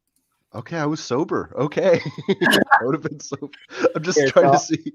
I'll paste these in the chat because, if the Twitter advanced tools make this fun. So that was Bob. Brent, here up next. Uh-oh. Everything's going so slow on my machine. I got too many tabs. Oh, you know what? I have a whole bunch of Vice articles open and they have a ton of ads. So while you're finding it, I just want to point out, that when you mentioned they were collating the data and only going out, it's really tough that, mass surveillance has lost the personal touch. I remember mom and pop spooks that you didn't know them, but you could have known them. This is some good material to save, Brent. Yeah, and when you get into like the online stand-up. So Brent, your first one, Southern California hospitals are currently overwhelmed. More to follow. Things will get worse before they get better. So you're getting on the pandemic, right? And that was on January 5th when you thought that was going to be before you knew that January 6th was coming up fast. And what did I tweet on January 6th? Your first tweet was about your first stream of 2021, giving a rundown of what to expect content-wise. So I'm actually looking forward to looking at that. But then I also saved your next tweet because it had it was also on COVID. The vaccine distribution has been a disaster, yet it's as if Trump no longer exists. He bragged about organization of distribution of effort for weeks. This is an example of the major benefit white supremacy grants: inoculation against the consequences of failure. I like it. I stand by it. That's the presumption of competence. Inoculation from consequences. I stand by it. Yes. So what is it that our progressive friend? So Connor, I don't know what you did, but you like scrubbed your timeline or something, or your tweets only go back so far. I do. Okay, so I think I found your first tweet on Twitter, or at least it was August 4th, and it was about Nina. and quote tweeting the People's Party. And the Nina Turner race, that's something I can talk about. And man, I can tell you, it disturbed me to no end. I went and watched one Chantel Brown stump speech. It was 12 minutes long, and I found someone who really knows Cuyahoga, like the county politics, to spend 90 minutes explaining how just about every single second of it was a lie. Yeah. That sounds like a good future panel to do. It's real sad. Well, And from ITL. I've shared all these links in the thing so everyone can retweet them. And I have a tweet that I just don't think got enough love because it was just a dumb thing. I wrote, The High Man in the Castle, a series about an alternative reality where pot is not only legal, it's mandatory. Oh, that would be great. I would watch that series unironically. But I will say on that tweet front, I do occasionally run a tweet deleter just because I used to get into fight with anti-vaxxers like 4 years ago. And they would respond to things that were like 2 years old, and then like 200 additional people would come at me. I didn't know that was a thing, a tweet deleter, like mass, like just Yeah, clear you can everything. delete all your tweets except retweets. It doesn't quite work. You can get it on your Apple phone. Oh, shit. But yeah, I definitely had a problem with them going after Nina Turner, and I was just like, I have my problems with Nina Turner. Like every other political figure, I have problems. I'm a pedantic person that way. But at the end of the day, if you're not willing to show results, you don't get to criticize somebody who actually ran in the first place and showed up on the ballot. I'm just glad I was sober when I tweeted my first tweet. Or you had the sense to go back and delete those late night ones the next day. I'll tell you about the new year. the Andy, what was the Andy Cohen on CNN? Oh my God, he freaked out. That was hilarious. That could be our like potpourri to bring up our spirits after the end of this. Oh yeah. Because yeah. You were so 9/11 was or let's fucking A. sorry guys, but people freaking out about stuff on CNN is like half their content. I still remember when Bernie, it was looking like Bernie was going to win, and what was it? Chris Matthews was losing his mind, thinking he would like be executed by like Maoist style tribunals in Central Park. And by the way, single best meme to come out of that was somebody stuck Bane's mask on Bernie, and it was like, "Start by freeing the oppressed. I love police will survive." Oh my gosh, my Bernie Sanders sounds too much like Trump, where I would try to do an impression, but it really does. Like it's sad, and I feel ashamed. But to get back onto a little bit of track here. 20th anniversary of 9/11, 20th anniversary of the War on Terror. Brenton chilling a little bit in the bottom left corner there. He thought I didn't notice him, but now he's muted and he's trying to talk to me. It's pretty funny. I'm fixing my camera zoom, sir. I'm playing with you. I'm old enough to remember 9/11. I was in 8th grade. I physically saw the towers come down. I did not think then that I would actually be a veteran of the war that ensued afterwards. But let's see, 2015, 14 years later, I was 13. I went over in 2014. 13 years later, I was still in Afghanistan, still fighting that same war. And for 20 years, we've lived with the legacy of a national tragedy, and we've lived with the results of a war that ensued afterwards. And I think something that doesn't get discussed a lot is that the Afghan war continued for 20 years because we've made the political choice to build a military force that's a professional military force that can function with the augmentation of contractors without a draft. So for 20 years, we carried on a war that didn't impact the material conditions of the people living in the country who weren't directly related to a soldier or airman or Marine, or were soldiers, airmen, or Marines. And the result of that was 20 years of not the most brutal fighting in the history of mankind, but 20 years of horror for the people of Afghanistan, also for the people of Iraq. But we were discussing the 20-year of Afghanistan. We can discuss Iraq too if you'd like. But and hundreds of thousands of veterans of that war. I've seen the numbers between 300,000 and 700,000 people who have served in Afghanistan. It's hard to count because people do multiple rotations. Something that was worse about this war than previous wars is that Vietnam, you'd have one or maybe two tours. Three tours would be considered incredible. But I've known people who have deployed 5 or 6 times, and they don't get counted in the casualty estimates, which are hundreds of thousands of Afghans, foreign fighters, as well as 2,000 U.S. Combat dead and 20,000 wounded.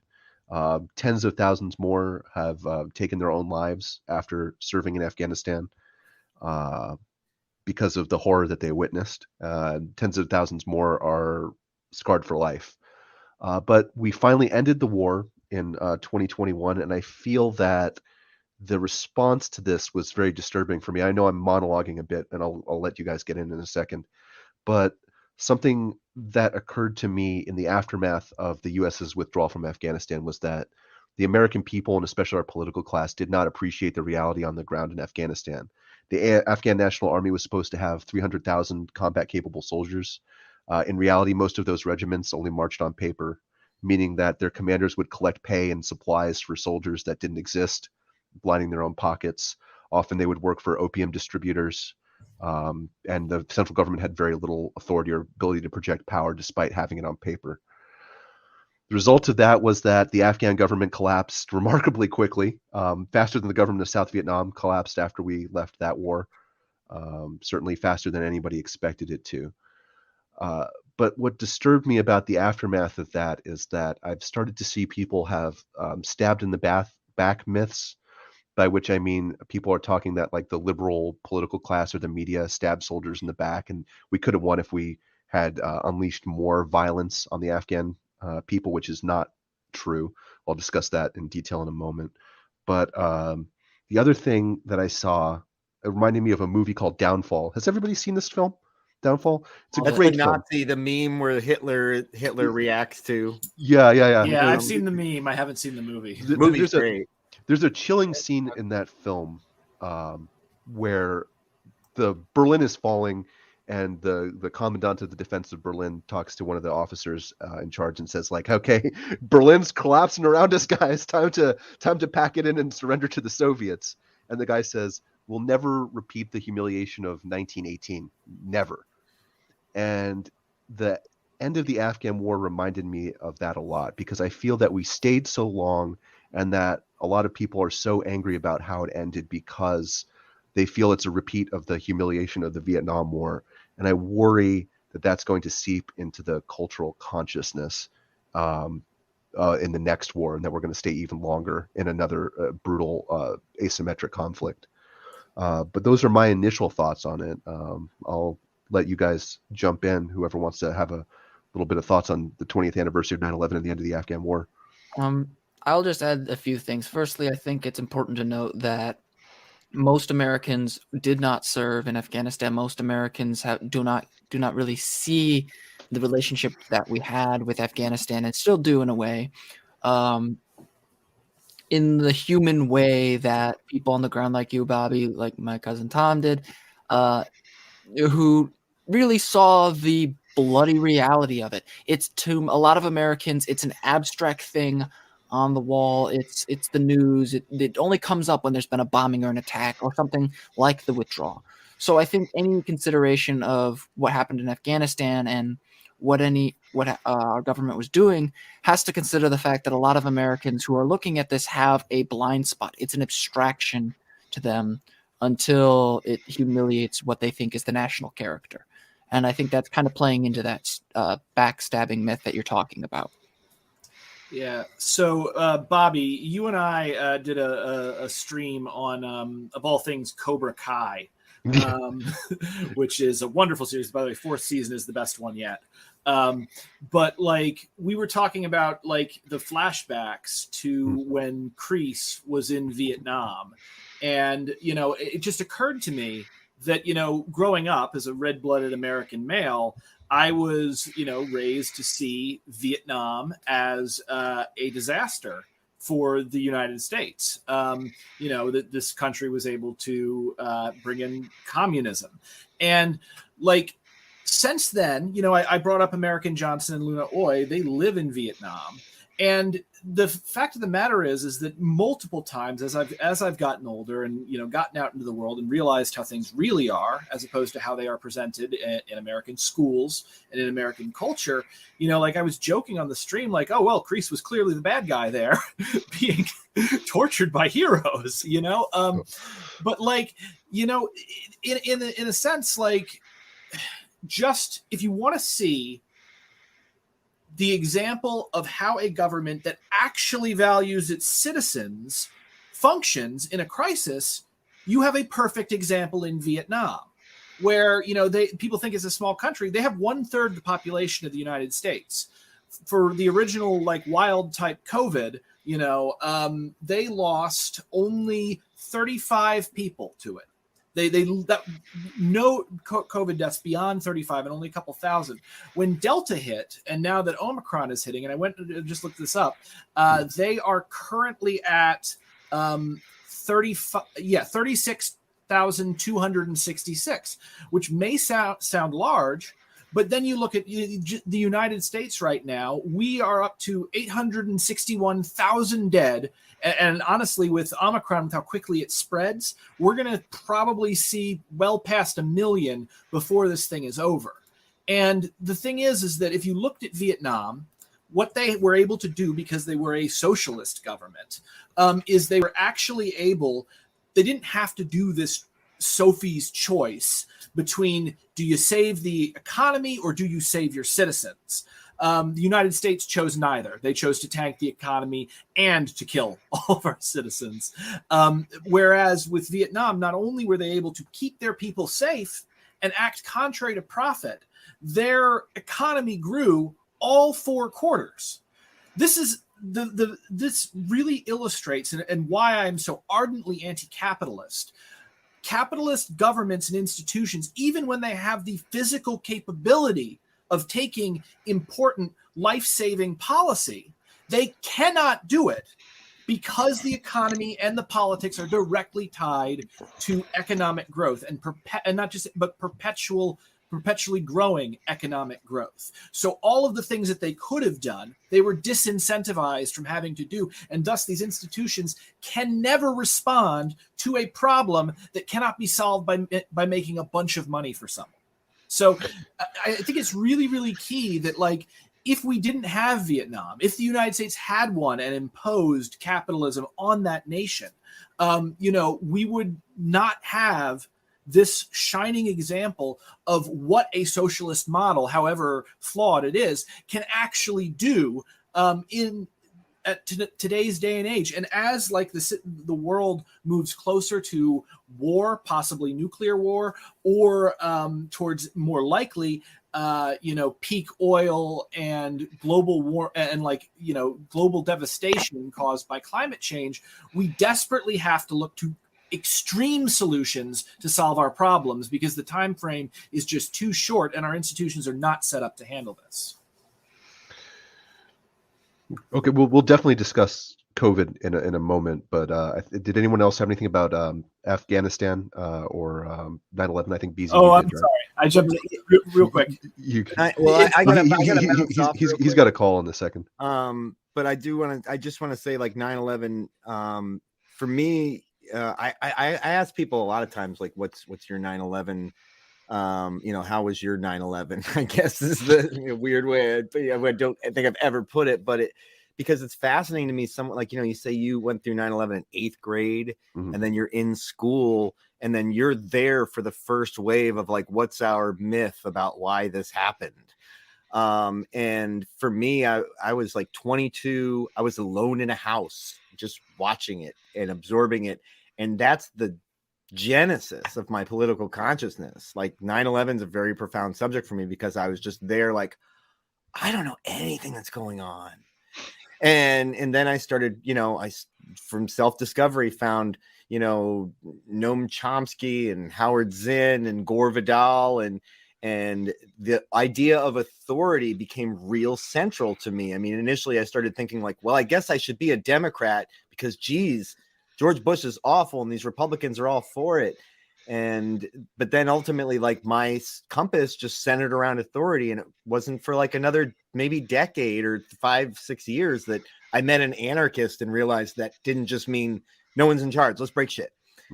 So yeah, and following 9/11 and learning people's 9/11 stories, and especially how Afghanistan, Bobby, you said you listened to my most recent episode of I have a podcast called Busy Listening, and I interviewed Nico Walker, who was an Afghan vet. And it was I never quite heard a rationale for joining up that he had before. I'm sure it's not uncommon, but he was a young kid, like 19 something, and said, like, well, if I'm going to be pumping gas and benefiting from this, basically it was like, yeah, what we're talking about, like, I'll put some skin in the game. Yeah, I had an eerie thing listening to that, and I know, Connor, you have something, and I'm sure, Contraband, you have something after that. But I had an eerie thing listening to that, in that he and I kind of had the same thought. I enlisted later than 19, but he said that he felt that he was taking a bullet for somebody who had like a wife and kids. And at the time I enlisted, I thought the same thing, and it was weird to me because if you caught me in 8th grade and I was going to enlist, because we were all angry after 9/11, and the Afghan war was a product of that anger and kind of a revenge for that assault on us, that wound that we hadn't felt as a country since like the 40s with Pearl Harbor. If you caught me then, I would have said I was enlisting for revenge. But by the time I actually enlisted, I felt that I was kind of taking the place of somebody else who had like a wife or kids or family who would have gone instead of me. But the fact that we just resigned ourselves to being in Afghanistan for that long, as a product of the way we've chosen to set up our military, to where we don't have to have a draft to carry on a 20-year war, is something that we need to examine as a country, as the Western developed nations in general, to use that placeholder that I don't really care for, because it's our partner nations did the same thing, where the U.S. wasn't the only country that was in Afghanistan. I ran into Georgians. Funny story, real quick. I actually almost shot a Georgian priest in Afghanistan because it was 2 a.m. and I was trying to get a sandwich at the chow hall, and they wear the long flowing Dracula robes instead of a uniform, and they have like the iconic cross. And there's good old Bob standing in line for a sandwich with an M4. And this Georgian priest comes out of the mist. And it's like 2 a.m. and I'm really tired. And I'm like, not today, Dracula, not today. And my buddy's like, no, he's a priest. Don't do it.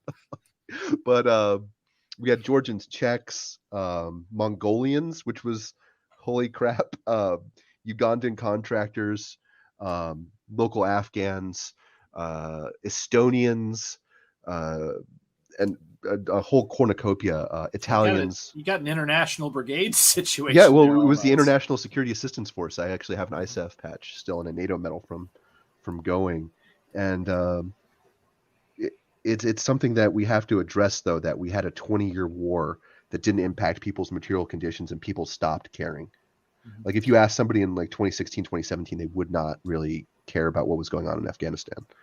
And I see Connor wants to jump in, so I'm going to let you. I'm just going to say a quick bye, and I hope I can get back in here if you guys are still going, because this has been awesome, and thank you so much for having me, Bob. But carry on, kick ass, go progressive. Thanks for coming. Nice to meet you, BZ. Nice to meet you. But yeah, I would just like to say, on some front, I'm not a great foreign policy guy. I'm more of a domestic politics kind of person, and that's kind of why, if anyone had watched my live stream when I was discussing with an Army Ranger who happens to be a relative of mine, I got a little cursed out, or rather, not cursed out precisely, but there was a little bit of a moment of frustration where I did not line the question well. But in terms of discussing how we deal with 9/11 and really the Afghanistan war, I think it needs to be said that fundamentally the American people did not respond to that horrible event well at all, in terms of not only the expansion of the security state, but also the way in which prejudice against Muslim Americans was weaponized to justify damn near any intrusion into the public life. Now, I know I'm a social democrat, a liberal, if you want to go further than that. But when it comes to the relationship between the power of the government and the citizens, there needs to be a re-examination of what power we expect our government to have in the first place and who they're making us afraid of in the first place. There was always if you look at any action film from that point on, it was always Muslim people in Afghanistan, Muslim people in Iraq, Muslim people in the United States. Even the archetype of prejudice of this symbol was a powerful weapon, and it was spawned from 9/11. So, and I'm saying this with the benefit of hindsight. I'm 23 years old, so I didn't experience it like many of you did. But looking back, I remember growing up with Muslim students who had slurs used against them, who had their hijabs ripped from them, and those who were told they're not real Muslims because they don't wear hijabs. Like, there's things like that I think really, really need to be hammered home, because it wasn't just the bombing in Afghanistan. It wasn't just the Iraq war. It was the security state and the pathology of prejudice within our system that we allowed to go unchecked, and still remains a component of our security state and just the way we treat people in general. Totally agree. That's a really good point. And I saw that reflected as well. I have Muslim friends. One of them was being surveilled by the FBI because of the work that they were doing in the Muslim religious community after 9/11. And when 9/11 happened, I was taking a calculus test, actually. I was a senior in high school, and I was going to the band room, and just in time to see one of those huge box TVs, the second tower come down on that. And it was a huge shock. But I was very much in the same camp as BZ, and I didn't know anything about politics at that time. I was very uneducated and ignorant about politics. And so I really didn't get into it until after that. I'm going to fast forward now to now. And the way that I kind of think about 9/11 and the Iraq War, I know a lot of veterans. I've met a lot of veterans and have communicated with a lot of veterans about their experiences, because I just think it's so crappy how we treat our veterans who actually come back from war. As you mentioned, I'm glad you gave the statistics about how many of them commit suicide. It got up to 22 a day at one point. It's come down a little bit since then, but yeah, every day. I think that most people are pretty unaware about how bad of a problem that is, and how few resources a lot of veterans can access in order to deal with their PTSD. I don't want to interrupt you, but I do want to actually put something in perspective about what you just said. Is that I never lost anybody that I served with to enemy contact, but I know 38 people who have committed suicide. Yeah. And I think that that's a very common experience with veterans, is that they know a lot of people, more people, or oftentimes, who have committed suicide than they know who they lost in active duty. So yeah, man. I mean, I think that for me, that's my kind of takeaway from all of it. I just saw humans, young men, a lot of them whose bodies were just fodder for whatever, and coming back battered and without limbs and mentally fucked up. And I'm sorry. And we've already cursed, man. Just fire free. It's a free fire area. You're good. But yeah, and then they can't get help, and then the police kill them or something. So, or they kill themselves, or they end up in prison, or deported. Trump deported a bunch of veterans, actually, who were supposed to get citizenship. Yeah, forgot about that. I didn't. They didn't. So I just that's kind of I want to do anything that I can personally and with my platform in order to raise awareness about the troubles of veterans. And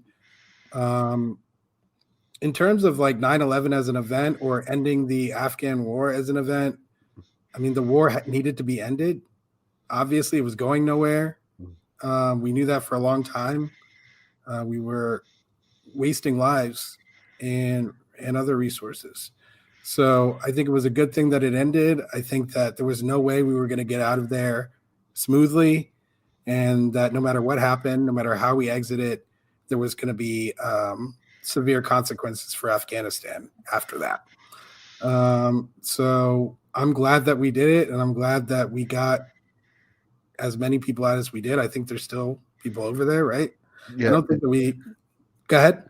Yeah, you're absolutely right, and I think it's especially in your wheelhouse to mention that because I think it's a function of race and racism that we didn't get more of them out because people would serve as interpreters or work for Americans in various different capacities in Afghanistan during the war, and they could not get visas to come over here because there was such extreme vetting and very low quotas to actually give people who worked with us visas to come to America. I actually had a funny experience where one of my Uber drivers was an interpreter in RC East while I was over there, and we knew some of the same people, but thousands of people who worked for the Americans could not get visas because of strict I don't want to say, I will say racist immigration policies pushed by right wingers in this country. And then they have the temerity to come out and scream that we didn't get enough of our allies out. They're angry at the ones that we have on various military bases now, saying that they're going to bring crime. I've seen various right wingers say that like the Afghans that we brought over can't be trusted, and I think that's a tragic stain on our honor, and it disgraces me personally that we do that. I'm sorry to have interrupted you with that. No, it's fine. It's just an extension of they're not bringing their best argument, right? And just like, yeah, exactly. So, or that they're cowards because they didn't fight harder against the Taliban when they had no motivation to. Yeah, because I went a little off topic. I'll just sort of summarize kind of my relationship to 9/11. We can move on. So I think I remember 9/11 happened. I was a junior in high school. I remember walking into my science class and seeing it on the TV, and I remember thinking two things.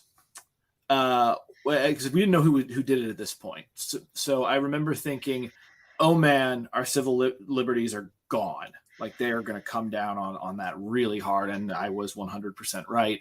And then two, they're going to run out of planes if they keep doing this. It's inefficient. That was what my brain was thinking. But like, you had the Rick and Morty reaction. Yeah, exactly. And so like, wubba lubba dub dub. So, 9/11, I think I was political before 9/11, but I think that in a way it laid the groundwork for me to be where I am now politically. I wrote a short story that I sent to you that I'm still waiting for notes on, by the way. I got to do that. I'm so sorry. It was called Kirez, and it was based on a nightmare that I had. And in this nightmare, I had imagined a platoon of soldiers in an Afghanistan kind of situation. And their job was specifically to guard what it was referred to as the big gun. And this was a machine. It was kind of like it looked like a howitzer in my mind, or some kind of railgun or something. But the point of it was that their job was to guard a gun because the gun was so big and so powerful, it could only hit things so far away that no one could see them. And in a way, I realized after writing it and after the dream that really what I was talking about in that short story is the state. And it is the experience of having the state there after a collective trauma like 9/11, because what we learned on 9/11 was that having the biggest, most advanced, most powerful military in the world and filling our streets with police, it couldn't stop terrorism. It absolutely could not. And that this machine that we have been told from birth protects us and keeps us safe, in fact, is unable to actually do that function. And so that eventually led to it. The final thing that I'll say just really quickly is it's always difficult to control mountain folk. That's always been a problem. And Afghanistan is where empires go to die. So it's funny you mentioned that when you land, I guess not now, but when you landed at Bagram Airfield in Afghanistan, the first sight you see when you get off your plane is the Soviet aircraft control tower that was built in like 1919 as like a prestige project. There's a British mud fort that was at the north end of the runway. And in the northeast corner, I believe, of that mountain bowl is one of Alexander's buried generals. And when you see that and you hear that, you're like, what the hell am I doing here? I know we've been going for a while, but are you guys good to keep going to talk about COVID? I've got maybe 10 more minutes, and then I'm going to have to jet. Okay. I got my own live stream to do. Okay, man. Thank you for coming on. I appreciate it. But real quick, you want to give your thoughts on COVID in 2021? Sure. Or a closing statement, either way. Well, you guys saw my tweet. I did. That was a good one. You heard my tweet. Yeah, like I've been very disappointed with the COVID response and how the media has treated COVID and how the CDC has treated COVID and how, especially at a time where people are having so much trouble discerning fantasy from reality, we needed better, guys. We needed better at this time for this emergency. And like Brenton said, now we're approaching 1 million deaths. And it's just for me, it's very sad. You know, I don't know. I don't think a lot of other people who haven't directly lost somebody who they know, similar to the war, right? Maybe don't feel that, but I definitely feel it. And I'm saddened by it. And on the other hand, I am grateful that the vaccine was able to finally get distributed and out there and available. But we saw that by the time that really happened, there was this whole movement against taking the vaccine. And I think that, again, this big problem of ignorance and people easily convinced of falsehoods, it's going to destroy us if we don't do something about it. We have to focus on that problem, and I think the origin of that problem is actually education and the schools. And ultimately, I think that we'll see more problems that are exacerbated by ignorance, just like we saw with this. And I think that you'll also see that our country is less and less able to handle emergencies as a nation and in general. And so I worry about that. But, you know, again, I'm grateful that we have this vaccine and that hopefully we can slow this down through more and more people getting it. I just got boosted today, so I hope you feel good, man. Enjoy the great 5G connection. No, wait, hang on. I got a key here. Watch.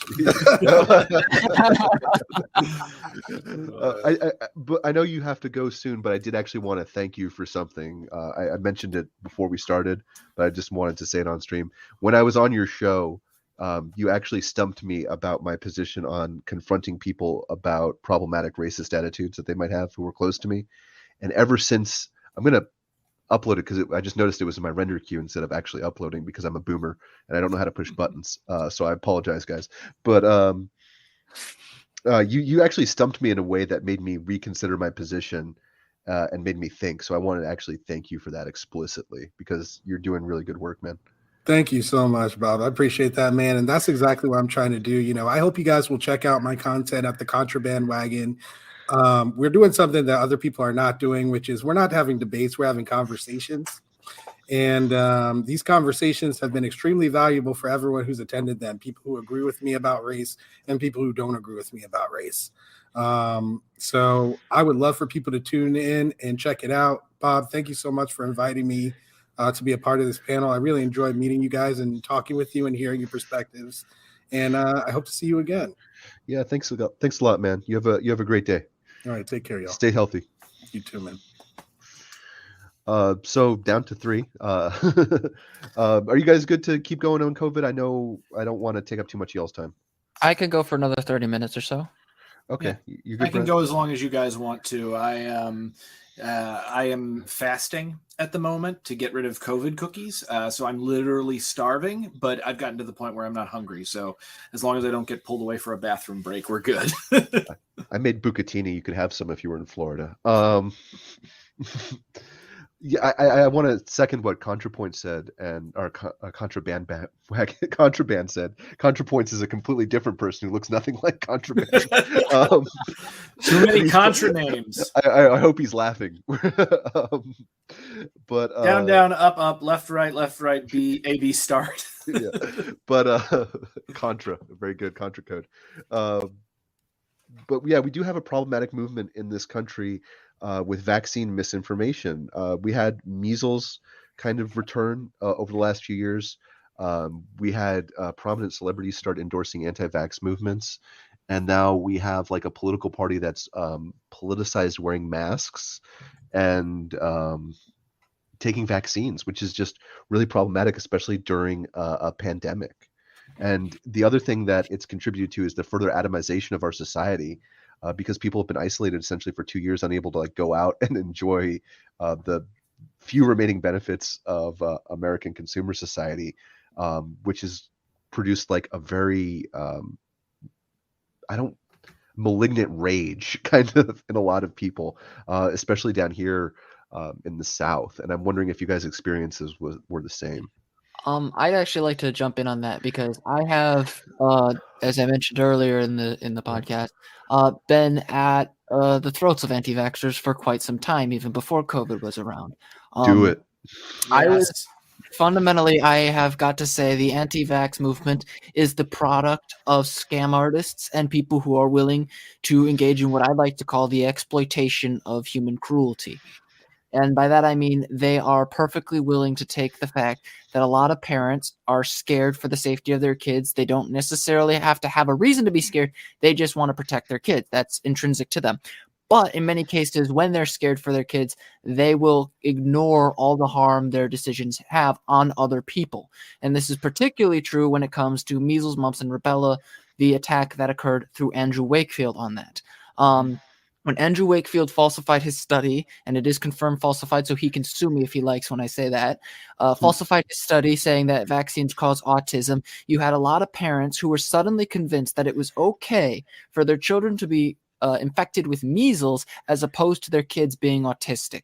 And that fundamentally reveals not only how these people were exploited through their fears, but the prejudice we have had towards disabled people.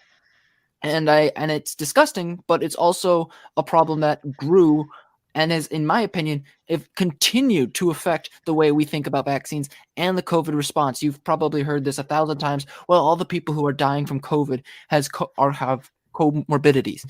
Well, a lot of people have comorbidities, just obesity being one of them, but also AFib and things like that. Things that people didn't like choose to have. There is a fundamental problem, not only with people exploiting people's fears, but willing to throw away other people's lives to justify those fears. And so long as people like Andrew Wakefield and Del Bigtree are allowed a platform, they will continue to spread it, and it will kill people. Yeah, I have nothing to add to that because it's absolutely correct. I have a little bit to add. Nothing to take away because you're right. That is absolutely correct. What I'll just simply say is this is another failure of capitalist societies. There is a lot of money involved in telling people what they already want to hear. I have a friend who is an anti-vaxxer, and we've talked at long, and this is a guy who has had a lot of bad experiences with, the medical establishment. And if I had had the experiences he had, I might have been a little more skeptical than I was on this. But in one hand, it's a failure of our leaders because everybody in the country knows that they're not out for our benefit, that these institutions do not save us, and that they're not interested in helping us. They are only interested in protecting the property of the elite. And even if you haven't read anarchist theory, even if you don't know anything at all about socialism, you know that the upper class are not our friends. And a lot of people don't want to admit that. So you get this kind of false consciousness. But also, like I said, there is a market for people to tell people what they want to hear. There are people that make their entire career, on telling racist people, you're not racist and the problem is everyone else. It's the whole Jesse Lee Peterson thing that we talked about after my debate with Hake. Because there's a market for that, because there's money to be made there. And one of the things that I've noticed, eventually going from being a worker to being a sole proprietor of my own business, once you are doing something that brings money in, everything in your life gets better. Like when you find, I think Kurt Vonnegut called it like the money, like the money stream in God Bless You, Mr. Goldwater, or something. I think that was the book. The thing is that when an activity that you are taking is economically incentivized, if that activity is antisocial, it doesn't matter. And it's going to push you in that way. And in a tragedy of the commons kind of situation, if there is someone who, chooses not to go down that route, not to, do the COVID denial, or the vaccine skepticism or the anti-vax, or like the QAnon stuff. If they say to themselves, I have integrity, I'm not going to do this, I guarantee you there's going to be someone else who will. As long as that market exists, there will be people going in there to exploit it. Because again, economically speaking, capitalism requires infinite growth. And it requires, and the economy itself must not only be making money for everybody constantly, but it has to be constantly expanding. If it ever doesn't expand, you get an economic crash. And, we've seen what that's like because it happens every 10 years or so.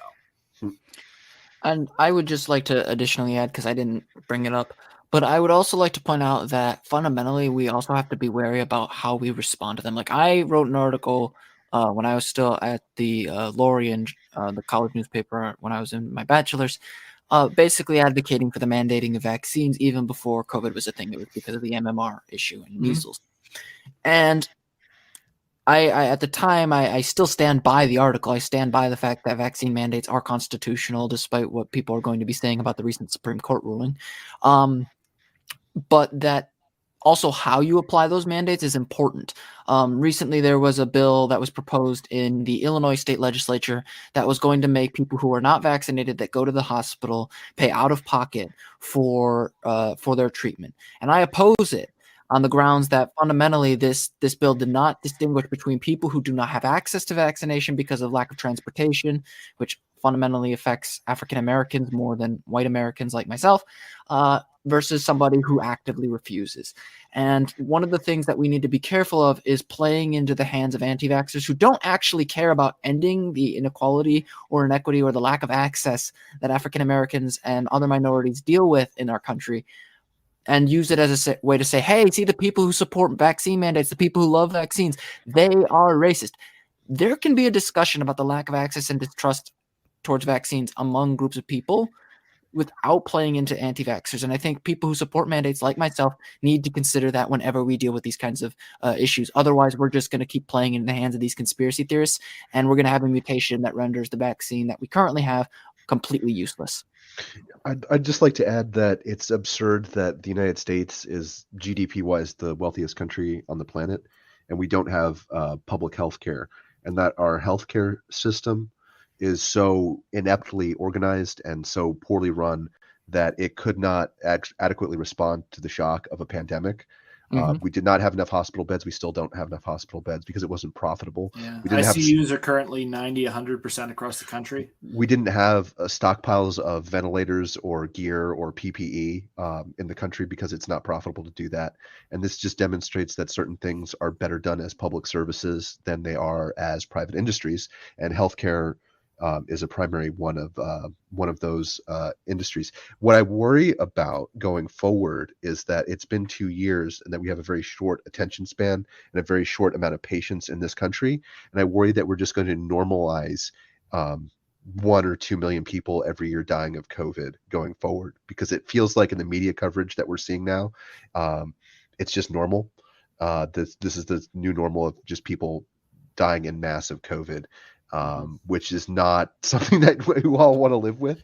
I'd like to go back to a bar and feel safe because I like drinking scotch in public, as opposed to just in private.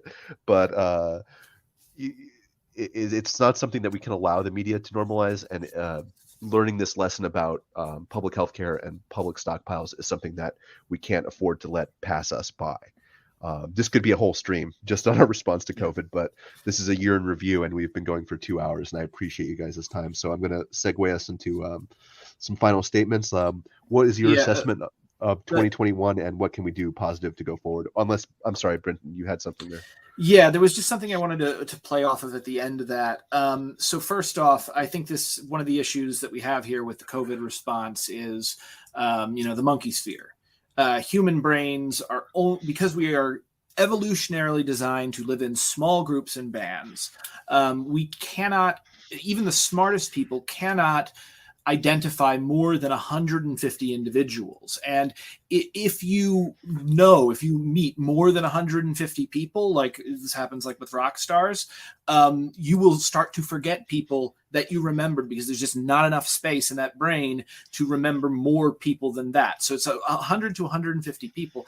Everyone else gets grouped into this abstracted other. It's why, you can say stuff like, the death of one man is a tragedy. The death of a million is merely a statistic. Our brains cannot handle that size of a number in any realistic way, just like we can't really conceive of exactly how much wealth a billionaire has.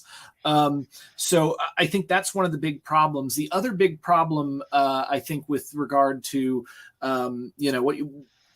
so the failed right, and I love that you use that term. I use it every time now because I think it perfectly illustrates what they are and what they've done. There is this attitude that they have, and it kind of goes back to what you were saying about Vietnam and about now Afghanistan, the idea that they were hamstrung, that the nation has all of this great power, but is being hamstrung by some sort of destructive force within it. And heck, I mean, that was the literal Nazi conspiracy theory about why Germany had lost World War I, that they were hamstrung by Jews. There is this perception, and I think it's a false consciousness that arises from the inherent contradiction of the interests of the powerful within your supposedly democratic society being represented far more than the interests of the majority and the interests of the people. And so what you have happen with that is you get this idea on the right. And, when I was younger, I was on the right, where it's like we have all of this great power, but we cannot use it because people will think that's rude.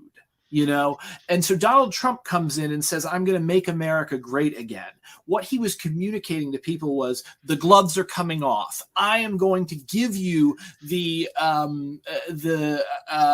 prosperity and power and respect that has been denied to you because we have to play nice with all of the other people on the planet.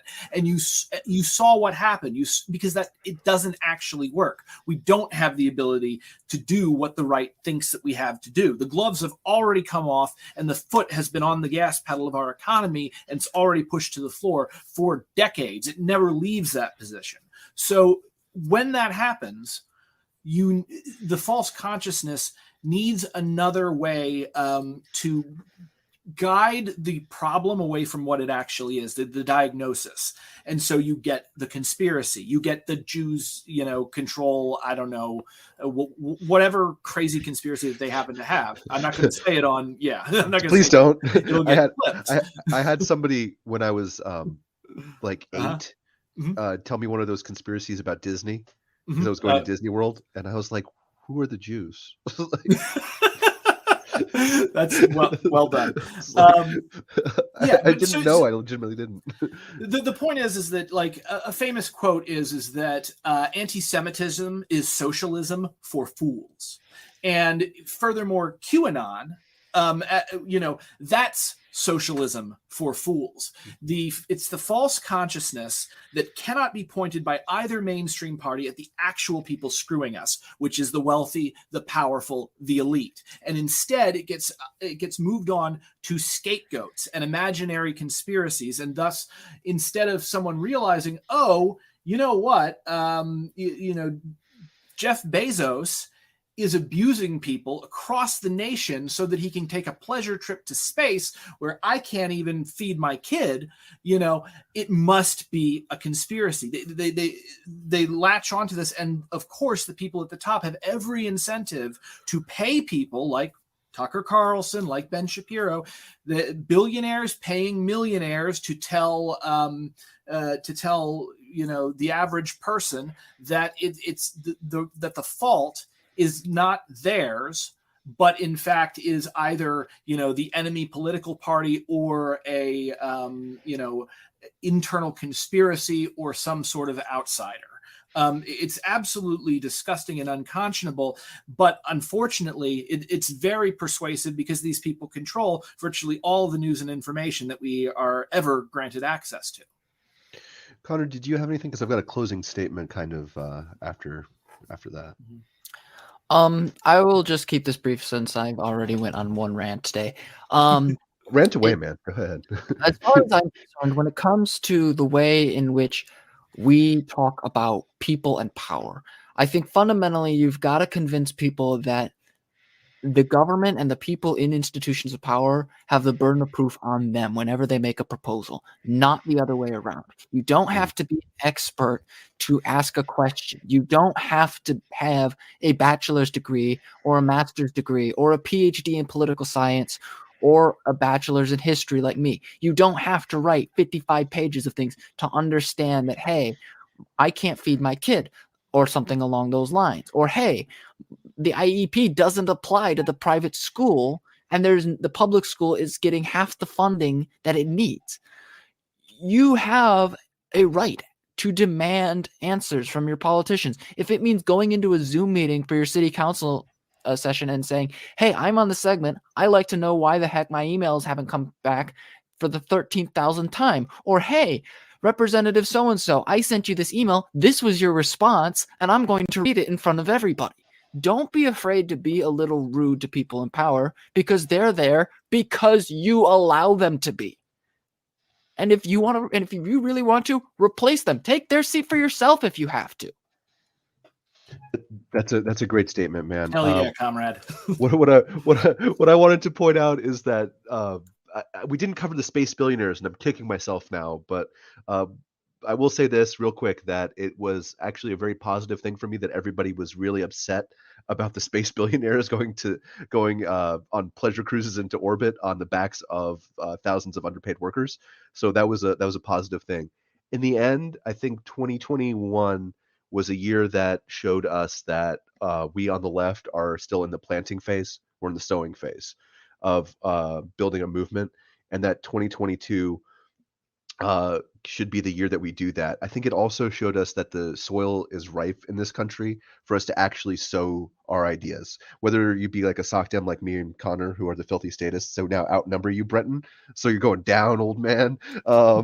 Just playing with you, brother. But nobody likes a fence sitter. No, it's true. Try living with 3 Republicans and call me a fence sitter again. We'll sit you on a fence. But I'm kidding, man. You see gangs in New York? Never mind. But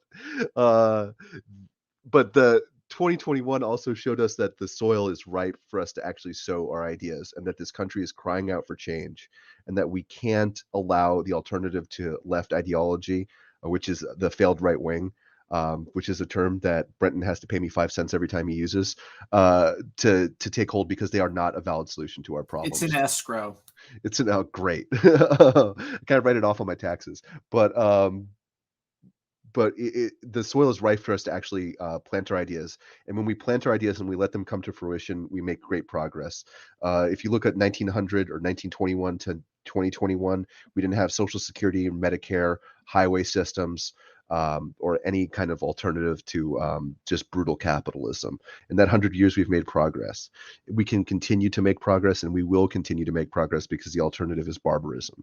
Uh, and that's my conclusion for 2021. And for 2022, we have to keep moving forward and keep fighting the good fight, even though it's discouraging sometimes, even though you get burnt out sometimes.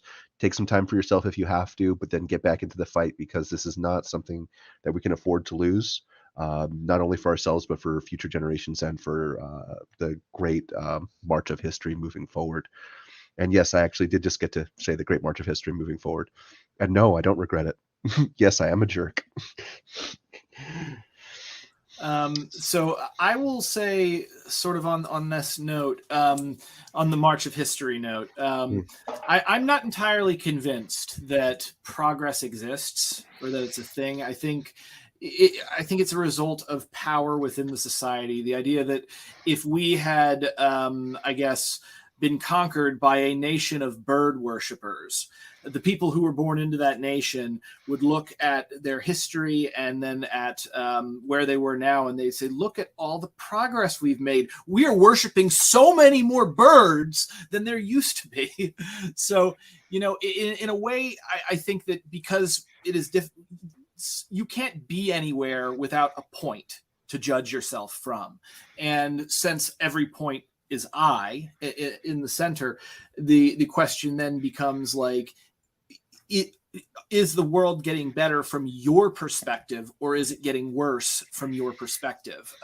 So I'm gonna be horrible about that. As far as the last year and what I hope to have accomplished, I think that January 6th was a major wake-up call and is being at least paid attention to by the powers that be. Is their response to it adequate? Absolutely not. Not when 100% of the politically motivated violence, was in 2018 was due to the far right. But after these multiple mass shootings, after the summer of kind of chaos before Donald Trump, and where things are going right now, law enforcement is in a way beginning to respond. Will it be adequate? Probably not. But I said this when I was watching the Kyle Rittenhouse trial. And in a lot of ways, I saw that trial as a referendum on whether the ruling class believed that the bigger threat was left-wing activists engaging in property destruction, or right-wing vigilantes, and and vigilante is the nice way of saying it. The other way of saying it is terrorist. And ultimately, it seems like that time it came down on the side of we would really rather white people continue to shoot and kill brown people and leftists who happen to be in our streets, and that's probably the worst outcome that we could have on a macro level, ignoring the actual case itself. So I think that as we move forward, it seems that the country has slowly learned some lessons, but also the forces of reaction are still gathering. And again, as the country as the ruling class loses its faith in capitalism as a method to maintain their rule and to maintain their privileges, they have recourse to fascism. And hopefully we do not see history repeat itself, because as capitalism melts down around us, and it's going to be replaced either by class, socialism or barbarism. Yes, exactly. Socialism, or it's going to be replaced with race and nationality, and then you get fascism. Both combatants know what's in store for the loser. I hope that this time we choose humanity and we choose socialism. Oh, hey, Easy's here. I was listening. I did my call, went very well. I have a line to connect with the Marshall Project, which is very exciting. But I want to say the 2020 for doing the what do we do 2022? I'll bring it back to the local thing and what dovetail with what Brent was saying.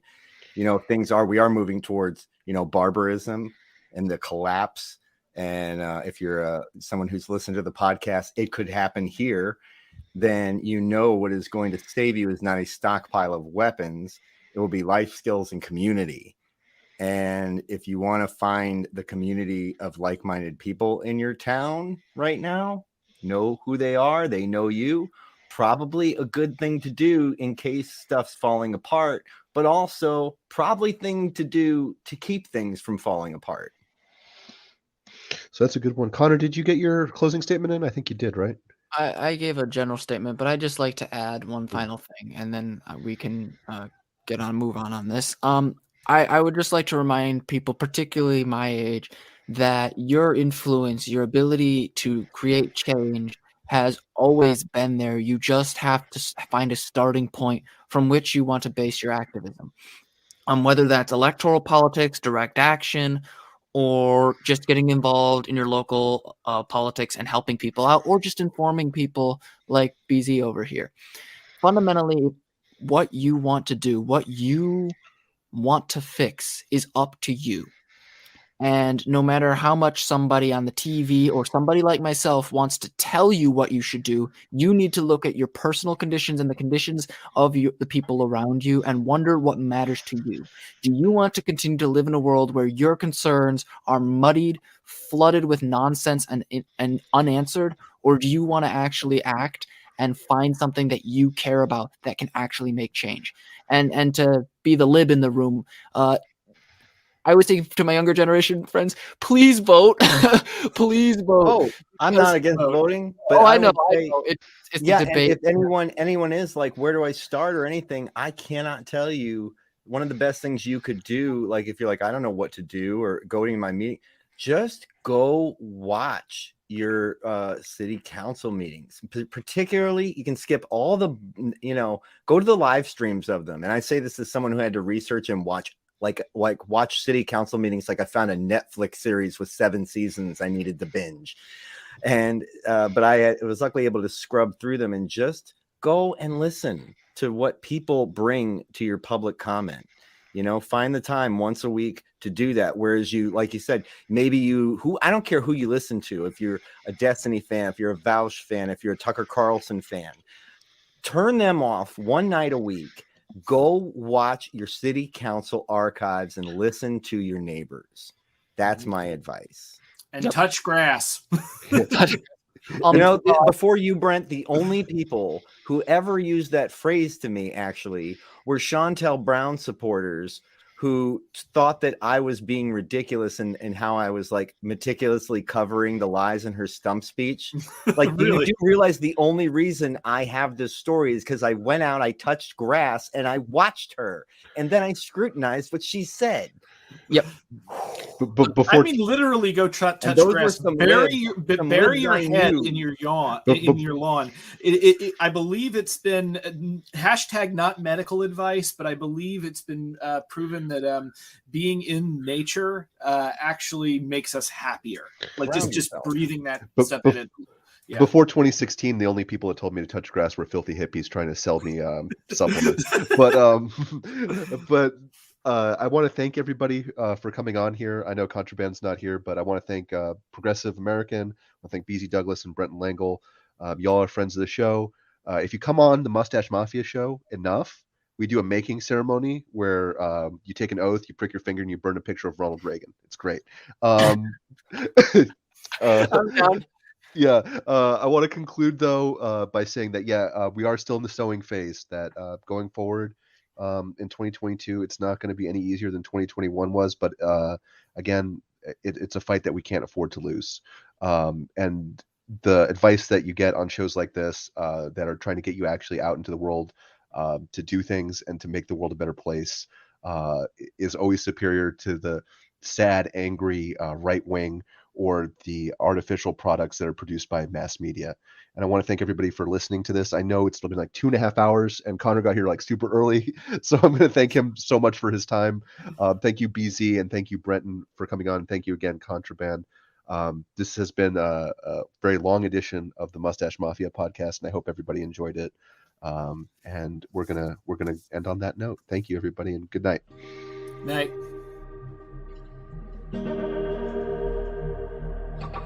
Bye.